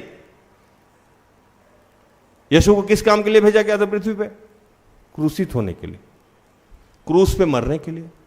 अब जहां भी वो चिन्ह चमत्कार करते थे वहां का लोग उनको पकड़ लेता था, यही राजा है मेरा। लोगों को लगा ये फूड सप्लाई का काम करेंगे। जब थोड़े से 5 रोटी और कुछ मछली से जब लोगों को भोजन करा दिया तो लोग कहा, अच्छा इससे अच्छा तो कुछ हो ही नहीं सकता है, हम लोग को तो कुछ करना ही नहीं पड़ेगा, इसी को पकड़ लो, राजा बना दो। ना हमको खेती करना होगा, ना बिजनेस करना होगा, ना नौकरी करना होगा। जब ये धन्यवाद करेगा, बांटता रहेगा, हम लोग खाते रहेंगे। ये सौभाग्य है, ये काम मेरा नहीं है। लोगों को जब चंगाई देते थे, लोग सोचता था इससे बड़ा वैद्य नहीं हो सकता था, पकड़ लेता था, राजा बना दो इसी को, कोई बीमारी नहीं होगा, सबको फूकता रहेगा, ये ठीक होता रहेगा। ये सुफीर भाग्य। जो मैंने कई बार इसको बताया कि होसाना का मतलब क्या होता है। होसाना होसाना होसाना, होसाना का मतलब होता है कि हमें बचाइए। लोग जो वो क्या लेता है, खजूर का, है ना, खजूर का डारी लग होसाना होसाना करता रहता है। लोगों को लगता है होसाना का मतलब जय जयकार होता है। जय जयकार नहीं, होसाना का अर्थ होता है हमें बचाइए, हमें बचाइए भूख से, हमें बचाइए गरीबी से, हमें बचाइए बीमारी से, हमें बचाइए परेशानी से। इसलिए लोग होसाना होसाना कर रहा था खजूर का डाली लेके। यीशु वहां से भी भाग गया, क्योंकि सोचे फंस जाएंगे, इसे पकड़ के हमको राजा बना देगा, चुनाव लड़ा देगा। ऐसे जैसे आजकल का माहौल है, जहां 4 गो समाज सेवा का ये लोग कहेगा वार्ड सदस्य लड़ जाइए। जहां समाज का काम करेगा लोग, अगर आप चर्च के मेंबर हैं, आपको वहां का अध्यक्ष बना दीजिएगा, बचिएगा। मतलब वो आपको डाइवर्ट कर रहा, विधायक में लड़ा देगा। यीशु इस बात को जानते थे, जैसे इधर गए वैसे में हम बर्बाद होगा। तो यीशु ठान के रखे थे कि उनको जीवन में क्या जाना है। मैंने ठान रखा है कि जीवन में मेरे कुछ हो चाहे नहीं हो, मैं सेवकाई करता रहूंगा। कौन मुझे मसीह के प्रेम से अलग कर सकता है? मैं और सिस्टर एस्तर एक मन होके इस सेवकाई को करते रहेंगे, चाहे दुनिया इधर से उधर हो जाए। यह हमने ठान रखा है। उसमें हम लोग हानि और लाभ नहीं देखते हैं, और पुरानी बातों को याद कर करके नहीं जीते। आप सबके जीवन में 2 बहुत मुख्य समस्या है। एक तो आप रिजिड नहीं होते हैं, रोज आप अपना मन बदल दे रहे। मन बदलने का मतलब समझते हैं? कुछ दिन तक आपको पीला बड़ा पसंद था, आज आपको नीला बड़ा पसंद है। विशेष करना ये समस्या महिला लोगों में ज्यादा पाई जाती है। कुछ दिन मुझे वो बहुत अच्छा लग रहा था, वो बहुत अच्छा लग रहा था। मेरे जैसे आदमी को देखिए, बचपन से दाल भात चोखा अच्छा लगा, उसके अलावा सब, तो आज भी बुढ़ापे तक दाल भात चोखा खा रहे हैं और लोगों को भी खिलाते हैं। चेंजेस नहीं चाहिए। कितनी बार आप सुने होंगे 19 साल तक सेवई खाए हम रोज रात में, चेंज नहीं, एक ही खाना। नॉनवेज में मछली खाना पसंद है, रोज मछली खाते हैं, चेंजेज नहीं। अरे मौसम थोड़े है कि बदल जाएंगे। गिरगिट नहीं है ना कि हर छिपकली की तरह हर कुछ दिन के बाद। छिपकली की एक प्रमुखता आप जानते हैं? छिपकली गिरगिट को आप जानते हैं? आप लोग नहीं जानते।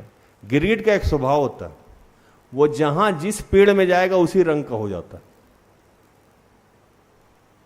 जहां हरा में जाएगा हरा दिखेगा, लाल में जाएगा वो वैसे ही रंग बदल लेता, उसी में जाके छिप जाएगा। तो पहले आप इन सारे अवस्था से बाहर निकलिए, पुराना भूल जाइए। प्रभु आपके जीवन को एकदम बेहतर नया बनाने जा रहा है, फ्रेश, बहुत अच्छा, आशीषित, उन्नत, समृद्ध। आपको कुछ करने की जरूरत नहीं है। पुराना सारा जो मेमोरी है डिलीट मार दीजिए। आज रिश्ता लोगों का क्यों नहीं ठीक हो रहा है? भाभी फलाना दिन ये बोली थी, भैया फलाना दिन ये बोले थे। अब वो सोच रहा है कि वो फोन करेगा, वो सोच रही है कि वो फोन करेगा, हम फोन क्यों करें, वो गुस्सा था। सोचते रहिए। पंजाबी एक गाना था, आपा दोए रुस बैठे तो मनाई कौन रे। मतलब आपा मतलब हम दोनों अगर रूठ उठ गए तो मनाएगा कौन? किसी को तो पहले जाना पड़ेगा ना, है ना। दोनों ही रूसे हुए हैं, दोनों ही रूठे हुए हैं, तो मनाएगा कौन? आज रिश्ता सब खराब भी इसलिए हो रहा है कि हम पुराना छोड़ ही नहीं रहे। पुरानी बातें याद है, बेटा मेरा फलाने दिन ये किया था, बेटी मेरा फलाने दिन ये किया था, वो फलाने दिन ये किया था, वैसे वैसे। वो इतनी सारी बातें मन में रखे हुआ है कि नए को ये स्टार्ट भी लेना चाह रहा है ना। जैसे मान लो कि मैंने भूषण भाई के लिए कुछ पहले बुरा कर दिया है, अब मैं नया भी करने जा रहा हूं। जैसे नया कुछ कर रहा हूं उसमें कुछ 19-20 हो रहा है, तो भूषण भाई कर रहे हैं नहीं, जान के राज भी ये कर रहा है। जैसे एक छोटा सा उदाहरण मैं दूं, बहुत घरों में ना पत्नी को खाना बनाने नहीं आता। कुछ पत्नियां प्रयास नहीं करती और कुछ पत्नियां प्रयास करती है। कुछ पत्नी अगर प्रयास करके खाना बेहतर बनाने लगी तो आपको चाहिए कि उसके खाने का तारीफ करें। धीरे धीरे बदलाव होता है, धीरे धीरे बदलती है चीजें। अब कभी कभी उसमें मिस्टेक भी हो जाता है। जैसे अगर पत्नियां 10 दिन आपको रोटी अच्छा बना के खिला रही है, एक दिन हल्का सा रोटी जल गया, आप झल्ला के बोल दिए हम जानते हैं तुमसे कभी कुछ होने वाला नहीं है, इसका मतलब यह है कि आपको पुराना वाला याद है। आपका पति पहले शराब पीता था रोज दबा दबा के, अब छोड़ दिया है, अब पार्टी फंक्शन में पीता है या महीना में किसी एक दिन पी लिया, लेकिन जिस दिन पी के आया उस दिन आप फिर से शुरू हो गए, तुम नहीं सुधरोगे। इसका मतलब कि वो लड़ रहा है लेकिन आप पुराने ही ख्यालात में खोए, उसकी मदद करना होगा। आप आज ठानिए कि हम अपने जीवन में बदलाव को देखेंगे। प्रभु आपके सामर्थ्य से हम बदलाव को देखेंगे, क्योंकि हम आपके दृष्टि में अनमोल हैं, बहुमूल्य हैं। हम जानते हैं कि हमारी सारी अवस्थाएं बदल जाएगी। आज प्रभु से हम सामर्थ्य मांगे कि पुरानी जितने भी बैड मेमोरी है वो हमारे जीवन से डिलीट कर दिया जाए। क्या अमित, फॉर्मेट मार दिया जाए। जितनी अच्छी मेमोरी है वो प्रभु रहने दीजिए, जो हमारे लाभ के लिए है, जो हमारे हानि के लिए है वो डिलीट कर दीजिए। और इतना खतरनाक, मैंने एक सिस्टर एस्थर से एक दिन पूछा कि सिस्टर एस्थर आपके पिताजी का देहांत कब हुआ था? कितना अच्छे से प्रभु डिलीट करता है बैड मेमोरी, उनको याद ही नहीं है कि उनके पिताजी का देहांत कब हुआ था। क्योंकि फुर्सत भी तो रहना चाहिए ना। अच्छा, ब्रेकअप सॉन्ग गाने के लिए भी बेरोजगार होना पड़ता है ना। आप देखिए ना, लड़का लड़की में ब्रेकअप होता है, वो तेल लगाएगा, वो ऐसे गिराएगा, दाढ़ी बढ़ाएगा, नाखून बढ़ाएगा, आंख लाल पीला, 15 दिन तक वो शोक मनाएगा। इसका मतलब वो बेरोजगार है। अब हम लोग जैसे लोग हैं, यहां रात में गाली पड़ा, सुबह में सिस्टर एस्थर के साथ बैठ के काउंसलिंग कर रहे हैं, अगले को बता भी नहीं सकते हैं दर्द क्या है अंदर। कई बार स्थिति होता है कि मेरे गाड़ी में कोई आदमी हमको सुना दिए रहता है, आप मेरे लिए ऐसा नहीं किया, आप मेरे लिए वैसा नहीं किए, और बाहर निकले, आज ही बाहर निकले तब तक एक आदमी मिल गया, यीशु साहब जय यीशु, कैसे? अरे बहुत बढ़िया, ईश्वर की कृपा। वो 2 मिनट मतलब गेट बंद करने के बाद यहां गाली पड़ रहा है और इधर यीशु सहाय जय यीशु, ठीक सब बढ़िया, चलिए आइए। इस अवस्था में जीना मतलब रोने के लिए भी भाई समय चाहिए ना, दुखी होने के लिए भी जगह चाहिए ना। अगर आदमी 6 महीना से एक ही मोड में बैठा हुआ है, दुखी है, चिढ़ा हुआ है, इसका मतलब वो खाली है। सिस्टर एस्थर के दिमाग में यह भी नहीं था कि उनके पिताजी का कब किस डेट को देहांत हुआ। प्रभु ने क्या किया कि सारा नया प्लान कर दिया। अब उनको यह ध्यान है कि भूषण का आगे भविष्य कैसे बने, उनको यह ध्यान है कि अमित का आगे भविष्य कैसे बने, उनको यह ध्यान है कि राजभाई का अभिषेक कैसे बढ़े, उनको यह ध्यान है कि उन्नति के लिए आगे कैसे किया जाए, उनको यह ध्यान है कि प्रार्थना योद्धा के परिवार के जो लाखों लोग हैं उनके लिए प्रार्थना कैसे किया जाए।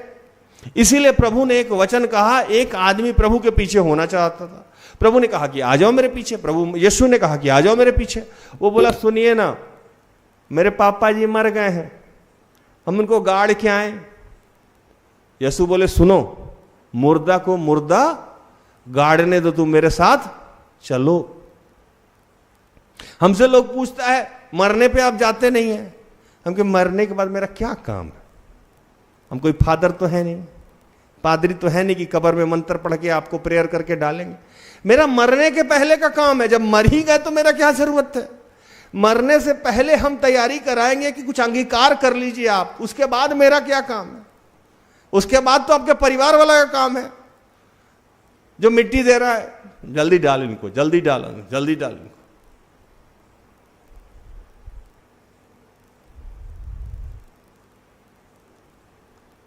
यह समझना होगा कि आप अगर बहुत ज्यादा पुराना याद रखे हुए हैं, इसका मतलब कि आप बहुत भारी बेल्ले हैं।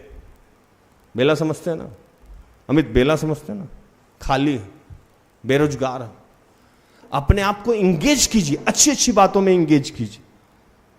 रिश्ते में कोई भी व्यक्ति विशेष, पति हो, पत्नी हो, मां हो, बाप हो, भाई हो, बहन हो, अगर बदल के वो प्रयास कर रहा है तो उसको बदलने का मौका दीजिए। प्रभु उसका साथ देगा। प्रभु अंश अंश करके लोगों को बदलता है। वो ठान रहा है तो आप भी ठानिए कि हम उसको बदलने में उसका साथ देंगे। आपके आशीष में प्रभु ने ठान रखा है आपको आशीषित करने के लिए, आपको भी तो ठानना होगा आशीषित होने के लिए। सुंदर लाइन हो गया ना। प्रभु ने यरूशलेम, जितने लोगों को निकाला था यरूशलेम से, प्रतिज्ञा देश ले, प्रभु ठान के रखा था कि मूसा के साथ ये लोग प्रतिज्ञा है। ये लोग रोज प्रभु के पीछे नहीं चल रहा था, ये लोग ठान के रखा था कि हम नहीं जाएंगे। आशीष पाने के लिए आज आपको भी ठानने की जरूरत है ना कि आप कुछ बदलिए, और उसमें सबसे बड़ा बदलाव चाहिए कि पुराना फॉर्मेट मारी। समझ में आ रहा?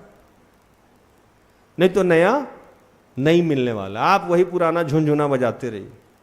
अब सोचिए कि पहले जो रेडियो आता था वही रेडियो आज आप बजाइए, बुझन।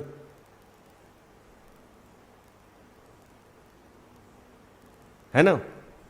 वो आता था ना कि अनाउंसर, क्या नाम था उस अनाउंसर का, बहुत पॉपुलर था, कौन, हाशमी, एक अनाउंसर नहीं था, उनको याद होगा, वो बहुत अच्छा अनाउंसमेंट करता था। वो दुनिया तब की थी। अगर आप सोचिए कि जब टेलीग्राम की दुनिया, अभी भी आप टेलीग्राम से कहीं मैसेज भेजिए, टेलीग्राम हालांकि 24 घंटा में कहीं पहुंच जाता है, लेकिन आपके पास जो गैजेट्स है उसमें 24 सेकंड भी नहीं लगता। कौन सा इस्तेमाल कीजिएगा? अभी वाला। चीजें बदल रही है, आपको बस पुरानी अवस्था से बाहर निकलना है और खुद के लिए ठानना है कि प्रभु के नजर में हम अनमोल हैं। प्रभु हमें यह सामर्थ्य दे रहा है, हम उसके सामर्थ्य को इस्तेमाल करके अपने जीवन की सारी परिस्थितियों से निकल सकते हैं। वो चाहे गरीबी हो, चाहे व्यभिचार हो, चाहे समस्या हो, चाहे आर्थिक तंगी हो, चाहे नशा हो, कुछ भी। आज आप ठानिए कि प्रभु हमें सामर्थ्य दे रहा है और हम आगे बढ़ेंगे। प्रभु हमारे जीवन में अद्भुत तरीके से मार्ग बनाएगा, वैसा मार्ग जो हमारे समझ से बाहर है। तो प्रभु इन सारे वचनों से आप सबको और मुझे भी आशीषित करे। आमीन। आइए हम आखिरी प्रार्थना हो जाए।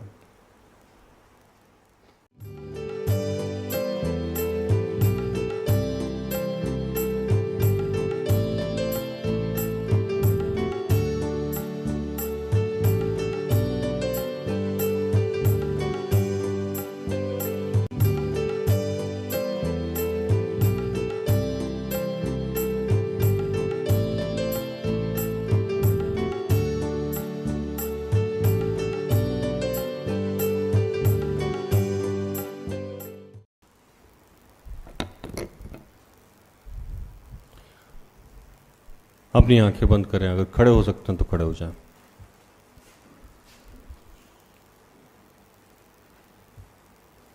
आइए हम प्रार्थना करेंगे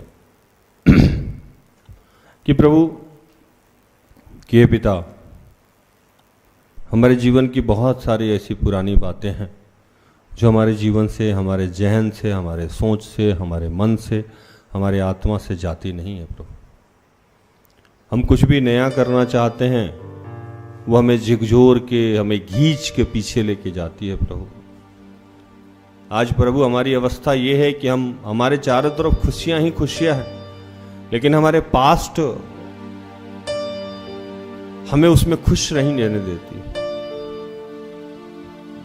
प्रभु हम जो कुछ भी करना चाहते हैं कर नहीं पाते हैं। आज हम ये सामर्थ्य दे, ये आशीष दिया आपने कि आज के बाद हम जो भी ठानेंगे वो तू हमें पूरा करने देगा। अगर हम ठानेंगे कि हमें नौकरी निकालना है, वो पूरा होगा। हमने ठान लिया है कि हमारा विवाह हो जाएगा, उस पर आप आशीष देंगे। हमने ठान लिया है कि हमारी फैक्ट्री खुल जाएगी, इंडस्ट्री लग जाएगा, उसको आप पूरा करेंगे। हमने ठान लिया है कि हमारा बिजनेस, व्यापार चल पड़ेगा, वो चल पड़ेगा। हमने ठान लिया है कि हमें प्रभु का अभिषेक मिल जाएगा, तो प्रभु कह रहा है वो मिल जाएगा। लेकिन इसके लिए हमें हमेशा याद रखना होगा कि हम ईश्वर के दृष्टि में अनमोल हैं, बहुमूल्य हैं, और पुरानी वो तमाम चीजें जो हमारे आत्मविश्वास को झकझोर देती है, हमारे रिश्ते को तोड़ देती है, या हमें हीन भावना से ग्रसित कराती है ताकि हम लड़ नहीं पाए, इस जंग को जीत नहीं पाए, उससे आज तू हमें निकाल रहा है पिता। हम तेरा धन्यवाद करते हैं। जिनमें यहोवा का रूह बसता, उनके आगे कोई दुश्मन न टिकता। जिनके दिलों में है बसता यहोवा, जिनके आगे आगे चलता यहोवा, वो जंग कभी नहीं हारते, वो जंग कभी नहीं हारते।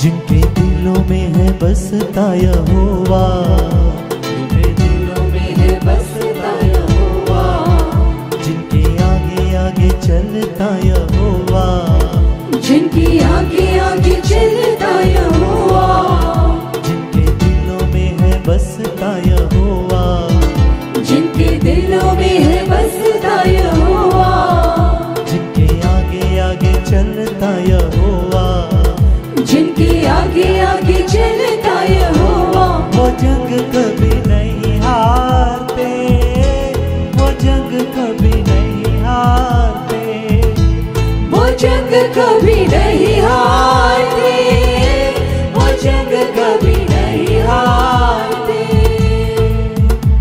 कि हे प्रभु, जितने बीमार बच्चे हैं, निखिल, सुप्रिया, किशोर, संजय, रूमी, महिमा, बलमदीना, नीलिमा, निशा, अंजेला, अब्राहम, सुसाना, दीपा, किशोरी, अंजलि, जैस्मिन, उर्सुला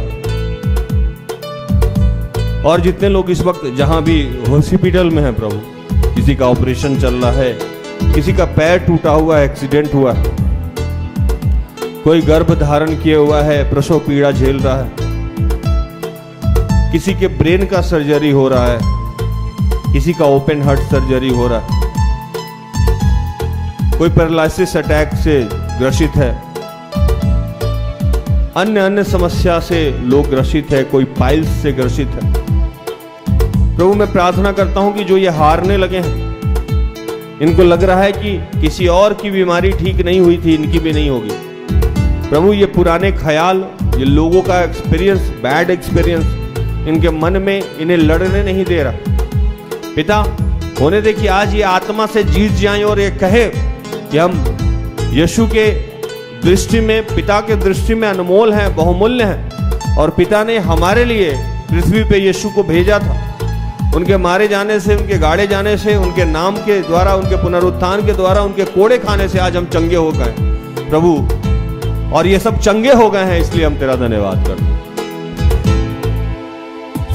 चिंता चाहे घेर ले मेरे मनसूबों को, दुख चाहे घेर ले मेरे जीवन को, चिंता चाहे घेर ले मेरे मनसूबों को, दुख चाहे घेर ले मेरे जीवन को, चिंता चाहे घेर ले मेरे मनसूबों को, दुख चाहे घेर ले मेरे जीवन को, चिंता चाहे घेर ले मेरे मनसूबों को, दुख चाहे घेर ले मेरे जीवन को। मदद जिंदगी करता यहोवा, मदद जिंदगी करता यहोवा, मदद जिंदगी करता यहोवा, मदद जिंदगी करता यहोवा, वो जंग कभी नहीं हारते, वो जंग कभी नहीं हारते, वो जंग कभी नहीं हारते, वो जंग कभी नहीं हारते। ये है प्रभु, जितने बेरोजगार बच्चे हैं मैं उनके लिए प्रार्थना करता हूँ, जो पढ़ाई कर रहे हैं, जो एग्ज़ाम की तैयारी कर रहे हैं, एग्ज़ाम दे रहे हैं या दे चुके हैं, जो नौकरी करते हैं, करना चाहते हैं, प्राइवेट या सरकारी, व्यवसाय करना चाहते हैं, छोटा या बड़ा, या इंडस्ट्री या फैक्ट्री लगाना चाहते हैं, मलिला के लिए, विराजनी के लिए, ज्वाय के लिए, अजीत के लिए, यशी के लिए, यथार्थ के लिए, संदर्भ के लिए, अनमोल के लिए, सुमन के लिए, नीलम के लिए, पुष्पा के लिए, अनूपा के लिए, अनुरंजन, सुशीला के लिए, अर्चना के लिए, कंचन के लिए, पूनम के लिए, निशा, सचीत के लिए, सुशन, सलीमा, एलिजाबेथ के लिए, संजू, राकेश, संदीप, रंजू के लिए, दीप्ति, सचिन, विनीता, नीलिमा, दीपेश, सुभाष, प्रियंका के लिए, कि प्रभु हम सब बच्चे ने आज ठाना है कि प्रभु हम जीवन में कुछ बेहतर करेंगे। वो नौकरी सरकारी हो, प्राइवेट हो, बिजनेस हो, व्यापार हो, छोटा या बड़ा रोजगार हो, इंडस्ट्री हो, फैक्ट्री हो, आप जो चाहें। लेकिन आज हमने ठाना है प्रभु कि हम एक आशीषित जीवन जिएंगे। हम जानते हैं प्रभु कि तू राजाओं का राजा है और हम सब युवराज हैं। हम युवराज की तरह जीवन जिएंगे। हम जानते हैं कि जवासी को मांस के टुकड़े की कमी हो सकती है, पर तेरे दास, तेरे बेटे को कभी किसी भली वस्तु की घटी नहीं होगी। हम सब के जीवन में जो आर्थिक समस्याएं हैं, उनसे आज तूने अभी और इसी वक्त यीशु के नाम से हमें मुक्त किया है और हम सब के जीवन को तूने सेटल किया है। हमें उस शिखर तक पहुंचाया है जिसके लिए तूने हमें पृथ्वी पे भेजा था। तूने हमें पृथ्वी पे इसलिए नहीं भेजा कि हम गरीबी में जिए, लाचारी में जिए, नशे में जिए। हम जीवित परमेश्वर के आराधक हैं। हम जीविते की तरह जीने के लिए आए हैं प्रभु। प्रभु हमारे जीवन में चाहे समस्याएं जितनी बड़ी हो, चाहे जितनी बड़ी नदी हो, समस्याओं का नदी हो प्रभु, लेकिन आज वो यीशु के नाम से दो भाग में बट गया है प्रभु। और तूने हम सब के जीवन को आज रोजगार का आशीष दिया है, सेटल किया है पिता। हम तेरा धन्यवाद करते हैं।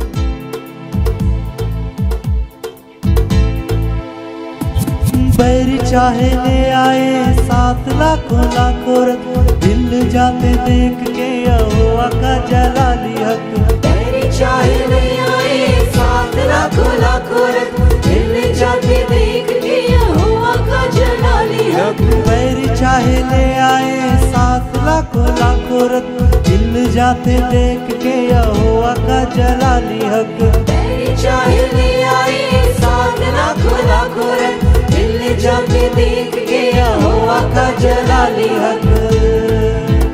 हाथ जिनका पकड़े यहोवा, हाथ जिनका पकड़े यहोवा, हाथ जिनका पकड़े यहोवा, हाथ जिनका पकड़े यहोवा, वो जंग कभी नहीं हारते, वो जंग कभी नहीं हारते, वो जंग कभी नहीं हारते, वो जंग कभी नहीं हारते।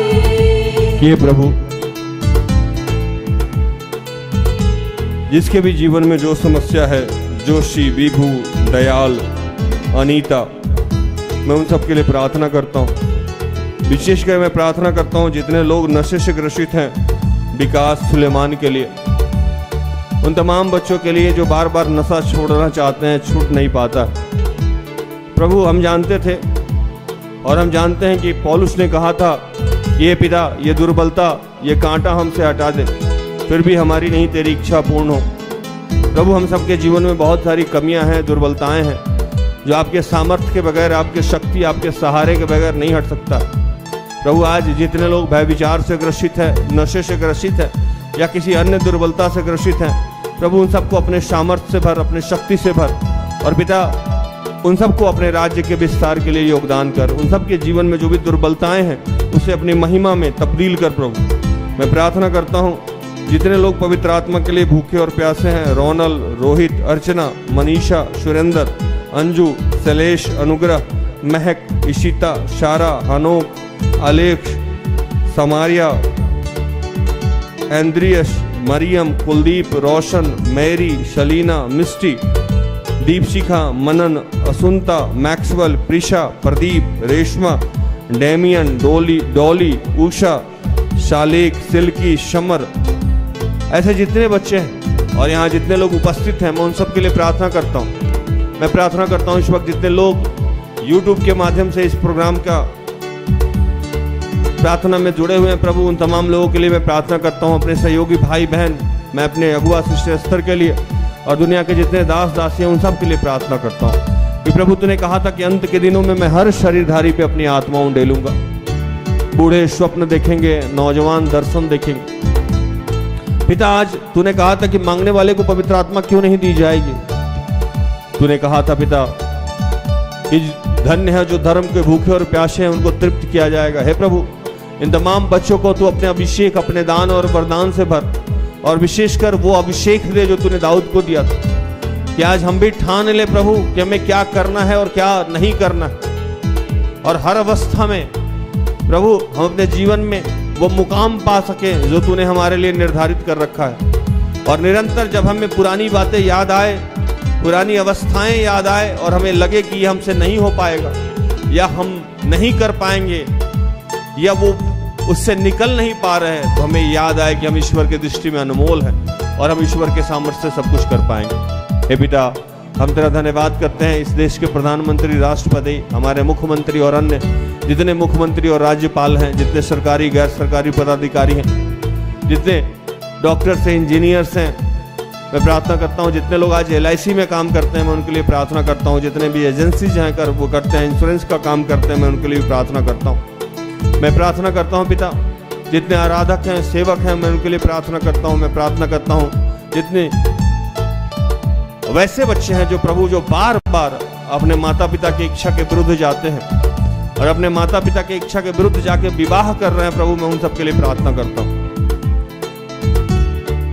कि प्रभु मैं फिर से प्रार्थना करता हूँ जितने फादर हैं, प्रिस्ट हैं, पादरी हैं, मैं उनके लिए प्रार्थना करता हूँ। मैं जितने विधायक हैं, MP हैं, मंत्री हैं, मैं उनके लिए प्रार्थना करता हूँ। Joint secretary, principal secretary, home secretary हैं, उनके लिए मैं प्रार्थना करता हूँ।